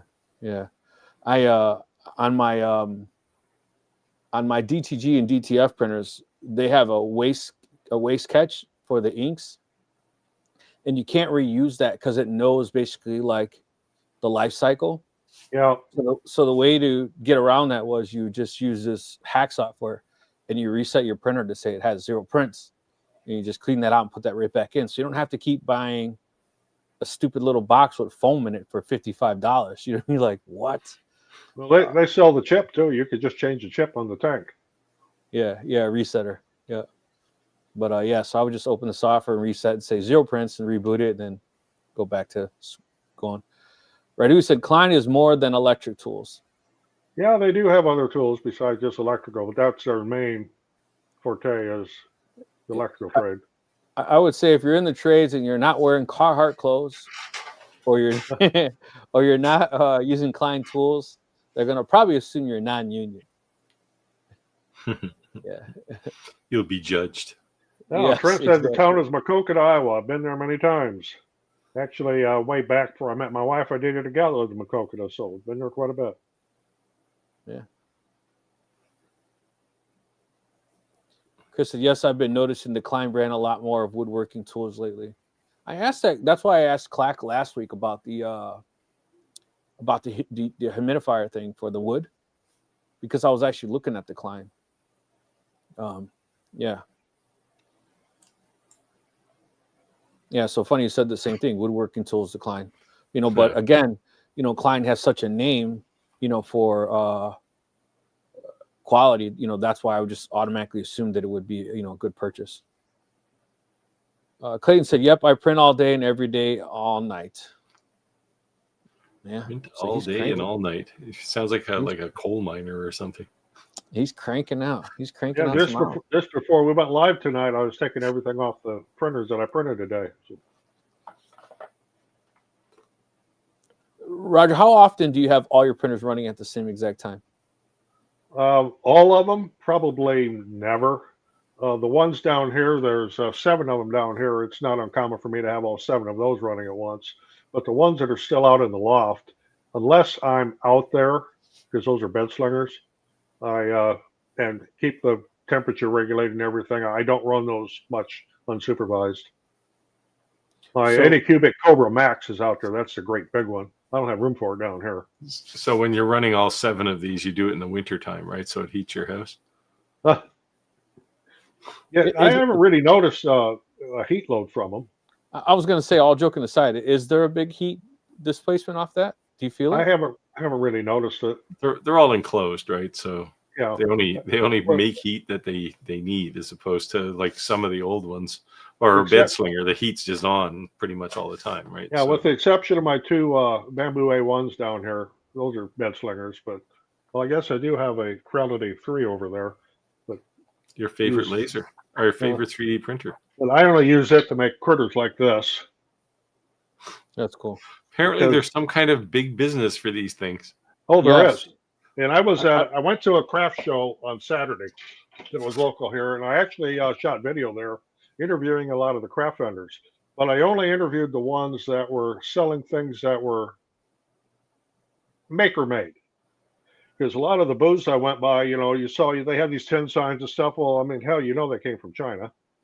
There's and a lot of other things, little toys and stuff for kids that came from China. They didn't make them. Right. But I did some very good interviews with vendors that were being quite successful with the things that they made themselves. Actually, I even got recognized by one of the vendors. She says, "You're that guy on YouTube that does sublimation."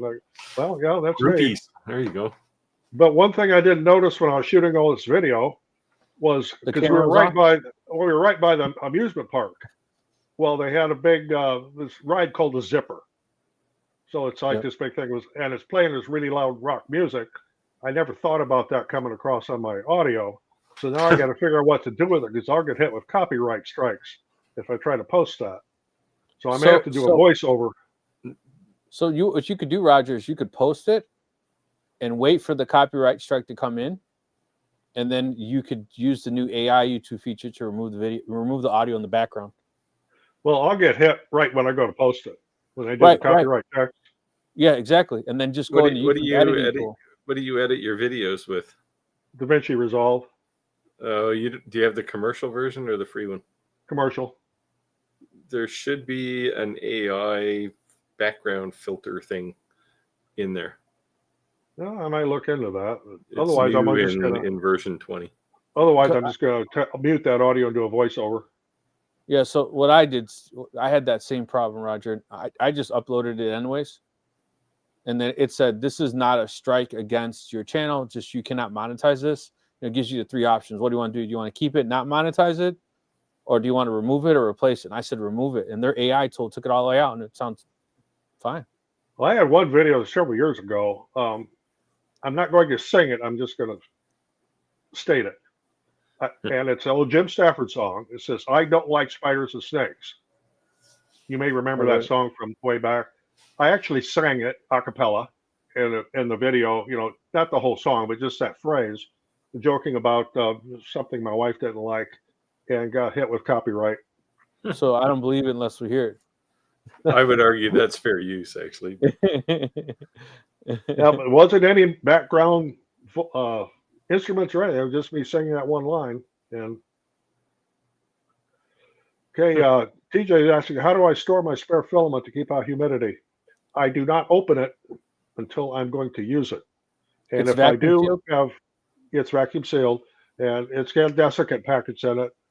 If I do take a roll off, and I've got a few stacked on the table over here, before I use them again, I'll stick them in one of my filament dryers. I've got 2 filament dryers sitting down here behind me. Roger, the filament dryers, they can be an Amazon special. They don't have to be this brand specific. Or are they? Is there a big difference in quality? And filament dryers or filament? Yes, filament dryers.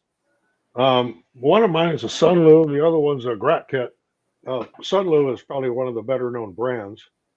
I have another one too that's out in the loft, but I can't remember the name of it offhand. But they all work well. It's just a dehydrator, basically. Yeah, that's what I was going to ask. Is that all it is? It's just like a little heating element, like little metal something in it. Yeah, it just keeps it warm, inside, dries the moisture out. Hell, if you got a food dehydrator, stick your filament in that. That's what I use. Steve uses the easy. But when I'm not using things, I store them in big Ziploc bags, and I'll usually have the desiccant bag in there. Yeah. Just to make the job a little easier when I do have to dry them out. So if I was to steal my daughter's old Easy Bake Oven, it might work. The light bulb. Yeah. No. They don't get very hot.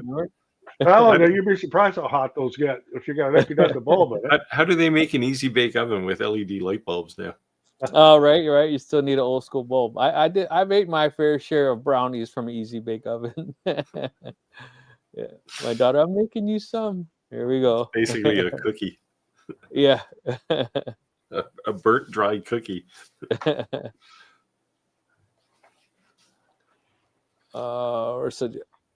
Chris said, yep, I haven't considered my age 72 with a life of lasers. Nice. Never too late to start. Nope. Always learning. Very cool. Okay, best filament, bamboo, Sunlu. Bamboo's great. I use mostly because I have mostly bamboo printers, and they have the RFID chip in them, which helps with my processes here. Sunlu's a good brand. Tech Bear's a good brand. Stay away from like Amazon generic brand. It's not consistent filament in diameter, and if it's a little bit undersized, that's not a big deal. But boy, if it gets a little bit oversized, you're going to have a jam. That sucks. So when you're saying that it's RFID, you're saying so that you can scan it and automatically sets a profile for it? Yeah, the printer is on the AMS on it. Let me zoom up on that a minute. This camera zoomed up. So what you see up here is the AMS. It will read that tag, and it will tell me in my software what color filament is there. For the most part, how much is left on the spool. It will also let me transfer from one spool to the other if one runs out. For example, where you see the two right here with 2 whites in it, when this one runs out, the next one over, this is mirror image, this is hard to do. Next one will take over. So it's all automatic. That's cool. How many of those do you have now, Roger? You said 7 of those? Down here, there are 7 printers. You got a mini fortune down there. Yeah. And they're all, everything I have, with the exception of the one Creality over there, has the AMS has desiccant in it. Everything is kept dry. Every one has a humidity indicator on it, so I can see my humidity, and if it starts getting high, I can change the desiccant beads. And they're reusable. You just stick them in the microwave for a couple minutes, it dries them out, and put them back in. You ready to be mad at me, Roger? Creality reached out to me and asked me if I'd review one of their 3D printers, and they just approved me for the affiliate link. So we'll see what happens next. They did ask me about one of theirs. I just turned it down. Just not interested. So Creality, don't block because Roger doesn't like you. We can have differences of opinion. I personally don't have any real problem with Creality 3D printers. I don't. Their support, Creality support is a bit dodgy, but the printer is half decent, right? Like it's a pretty good machine usually.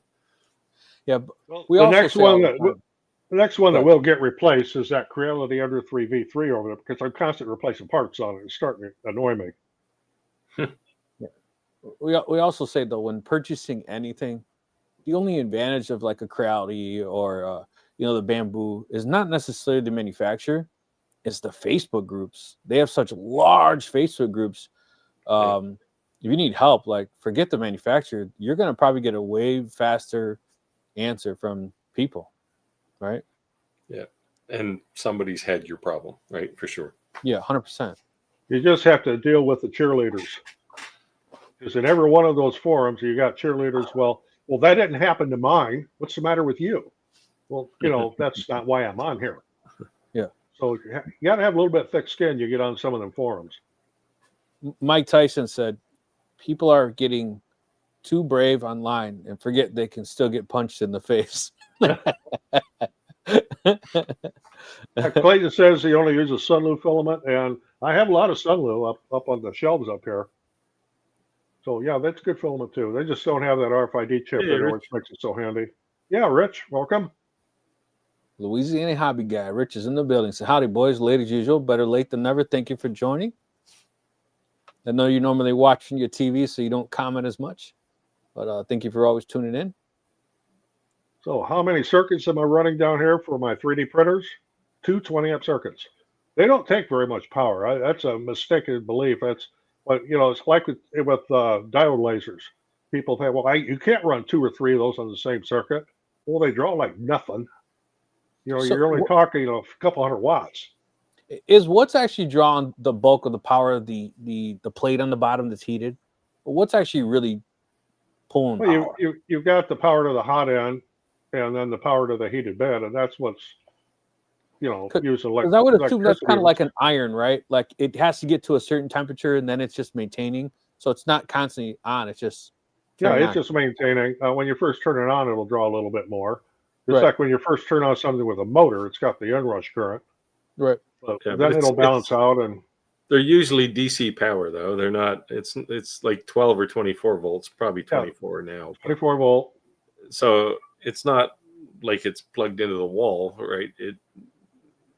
It's pretty low voltage, not even really high current. Actually, it's probably only drawing like 1.5 amps, 2 amps. Yeah, actually, when I was setting up the brick farm down here, I did a video on it, and it's all talking about how many 3D printers and so you could put on a circuit, and it's all spelled out and all calculated. So yeah, I mean lasers too, right? Like I run my fiber laser, my UV laser, and my X2OP2 on the same circuit. Never had a problem. Oh yeah, they could be running all at the same time. Yep, not an issue at all. Yeah. Well, Clayton said, I need more 3D printers. One is like having none. Exactly. Yeah, it's like you're trying to watch ice freeze, right? Like it just takes so long. So I laugh because I remember when I first got my first diode laser, the Tesla P5, that I couldn't help it. Even though I had things I needed to do, I would just stand there and watch it. So I imagine with the 3D printing first kit, you're doing the same. You're standing there watching it because it's like exciting to watch. I still watch 3D printers and lasers too now and again. Yeah. Clayton said, aloha, Rich. So happy hump day, everybody. If you guys have any questions, we got about 10 more minutes left in the live. Let us know. Otherwise, thank you for everyone stopping in and saying hello, and let us know where you're joining us from, and the camaraderie here. And it's good. I love seeing the familiar faces and joining our community. It's going really well. So I'll throw something out there for you creators out there that want to give back to your community or get involved with some kids organization. I'm cutting the parts. This is a 4-layered laser cut Halloween ornament. Of course, I've got this one painted, but the project's going to be for a large group of children to decorate their own, and then of course I'll help glue it together because you CA glue. Then they can take it home when they're done. And we're also working on getting parents and grandparents to assist with it so they can get involved as well. So, it's something you can do. And these are mostly cut out of scraps. Till I found out I had to do 100 of them, and I had to go buy a couple of sheets of plywood. But it's all cut out 1/8-inch plywood. The graphic design came from designbundles.net. It was a free download. You can go look that up if you want to make some for yourself or get your kids involved or find a group, an organization that is looking for projects for kids, more or less kind of keep them out of trouble. Yep. If you want to keep them out of trouble, just let them use the CA glue. Yeah. It said sometimes your best idea is to take your bottom lip and attach it to your top lip. Yeah. I've got a can of accelerator too. It gets out of control. Yeah. I heard that today. The first time I was laughing. Chris said that was a dad joke. Chris said I had my Sparky put in extra circuits for my work shed so I could spread the load.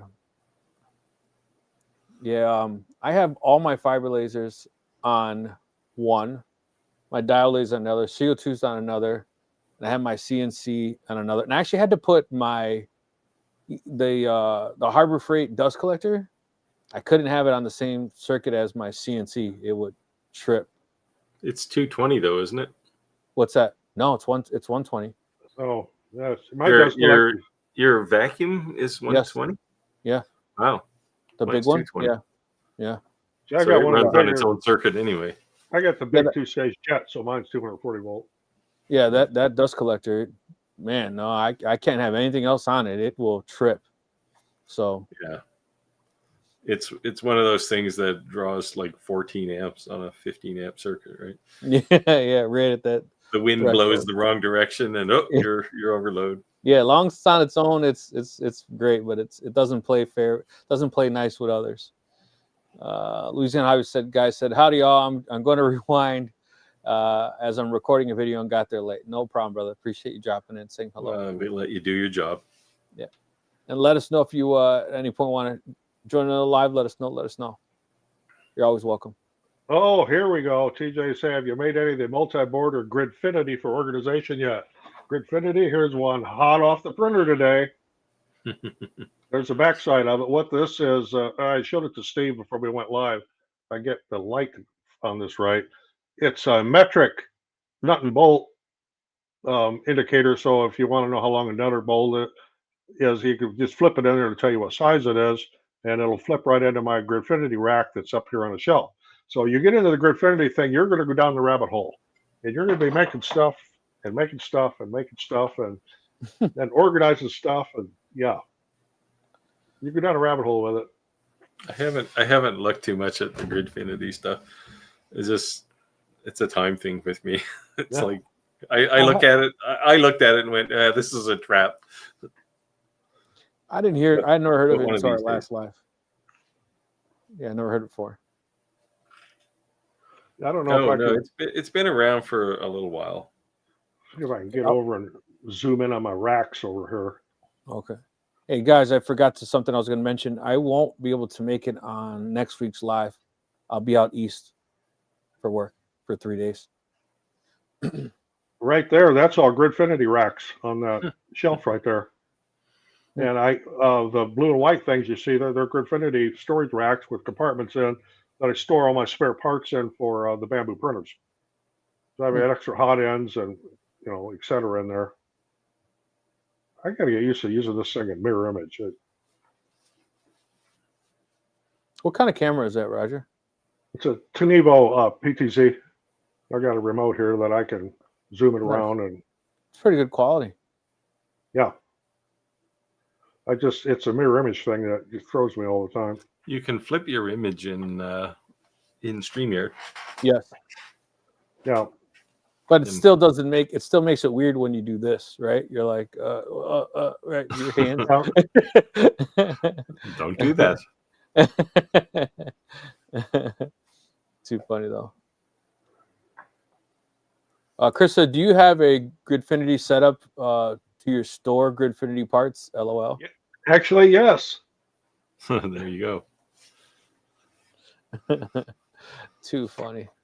He said he went down the rabbit hole. He was not kidding. Yeah, there's also if you have bamboo X1 carbon printers, there's a tool set on there for maintenance things and stuff you can print, and there's a Gridfinity rack for them. One thing I thought was kind of hilarious is as I started looking more and more into these 3D printers is how many 3D printer manufacturers have parts for their own 3D printers that rather than supplying them for you, like here's just a print file, right? I was looking at this one 3D printer. They were saying that it works beautiful, but the way they had the filament on the side was scratching the side of it.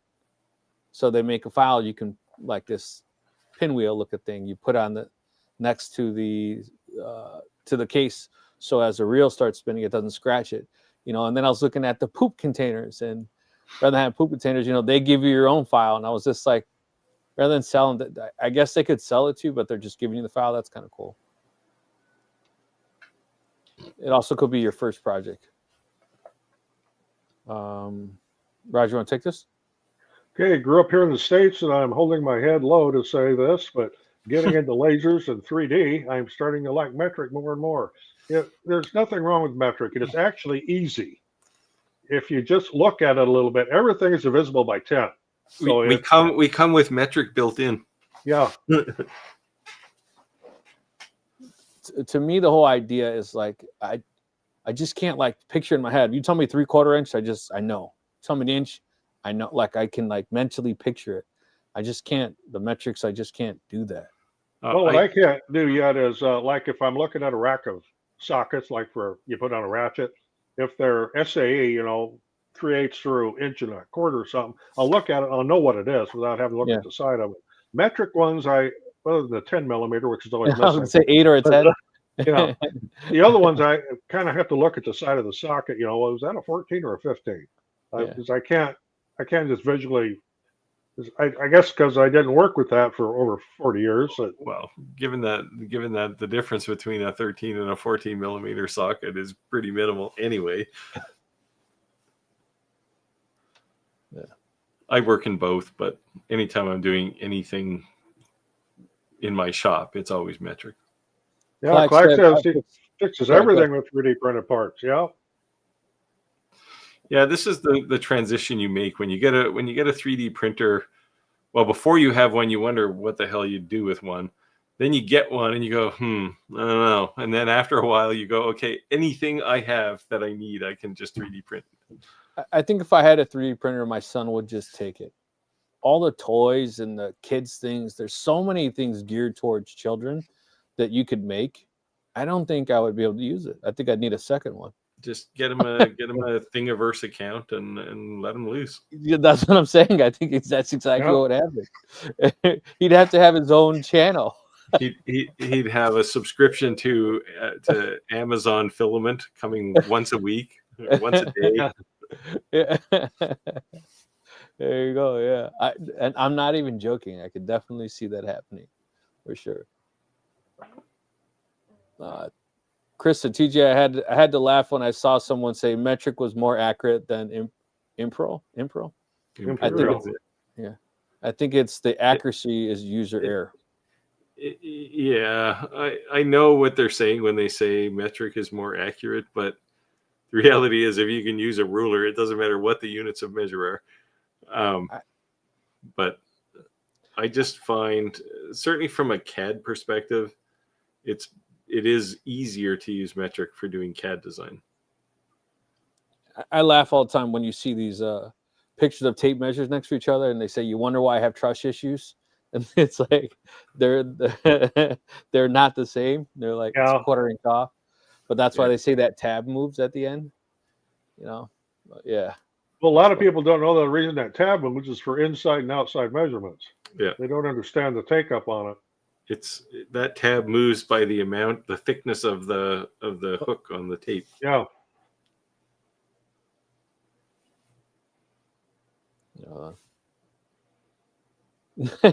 Vententry said everything. You can't fix stupid with a 3D printer. Too funny. Oh, I have a toy maker. Yeah, that could go. Where is Roger's girl when you need her?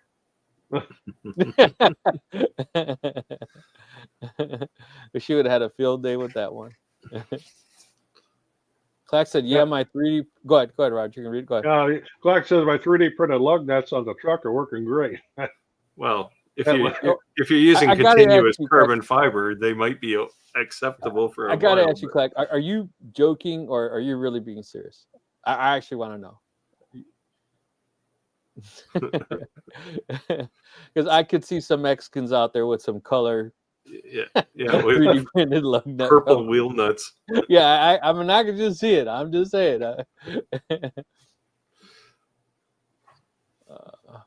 Yeah, don't even inspire people to do that.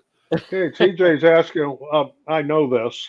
What would you say the turnaround time is for Bamboo to send a new printer for your broken one? It depends on which way you want to do it. I don't know, after they see what you've got, if it's really that damaged, they may just send you one. But the one I had, they wanted me to send back first. Well, I needed the printer. So I said, I'll tell you what, I'll buy another one and then I'll return this one and you give me a credit. And they did. And the turnaround time was about a week. It's not bad. That's cool. They did that too. He said he's a Southern redneck. You don't want to ask, I want to know. So I would take that as a yes. He was not joking about the lug nut covers. Yes. Well, we have to see photos then. You got to post those. Yeah. I do not use 3D printers for anything that could result in injury.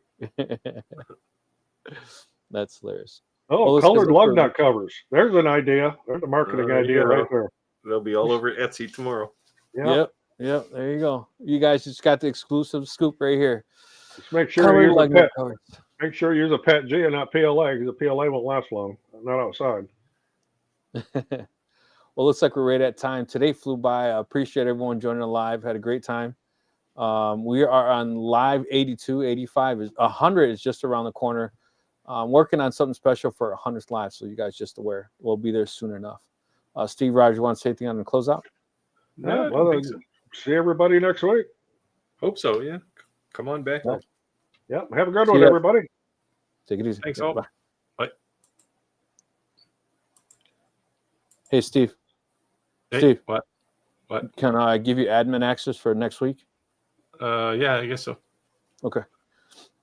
We should invite, see if you can invite Rich. See if he wants to come. Oh, that sounds a good idea. I'm sure he will. Or what about Clack if he says no? Or Clack, yeah. Okay, I'll ask both of them. I'll put you on the email so you see the response.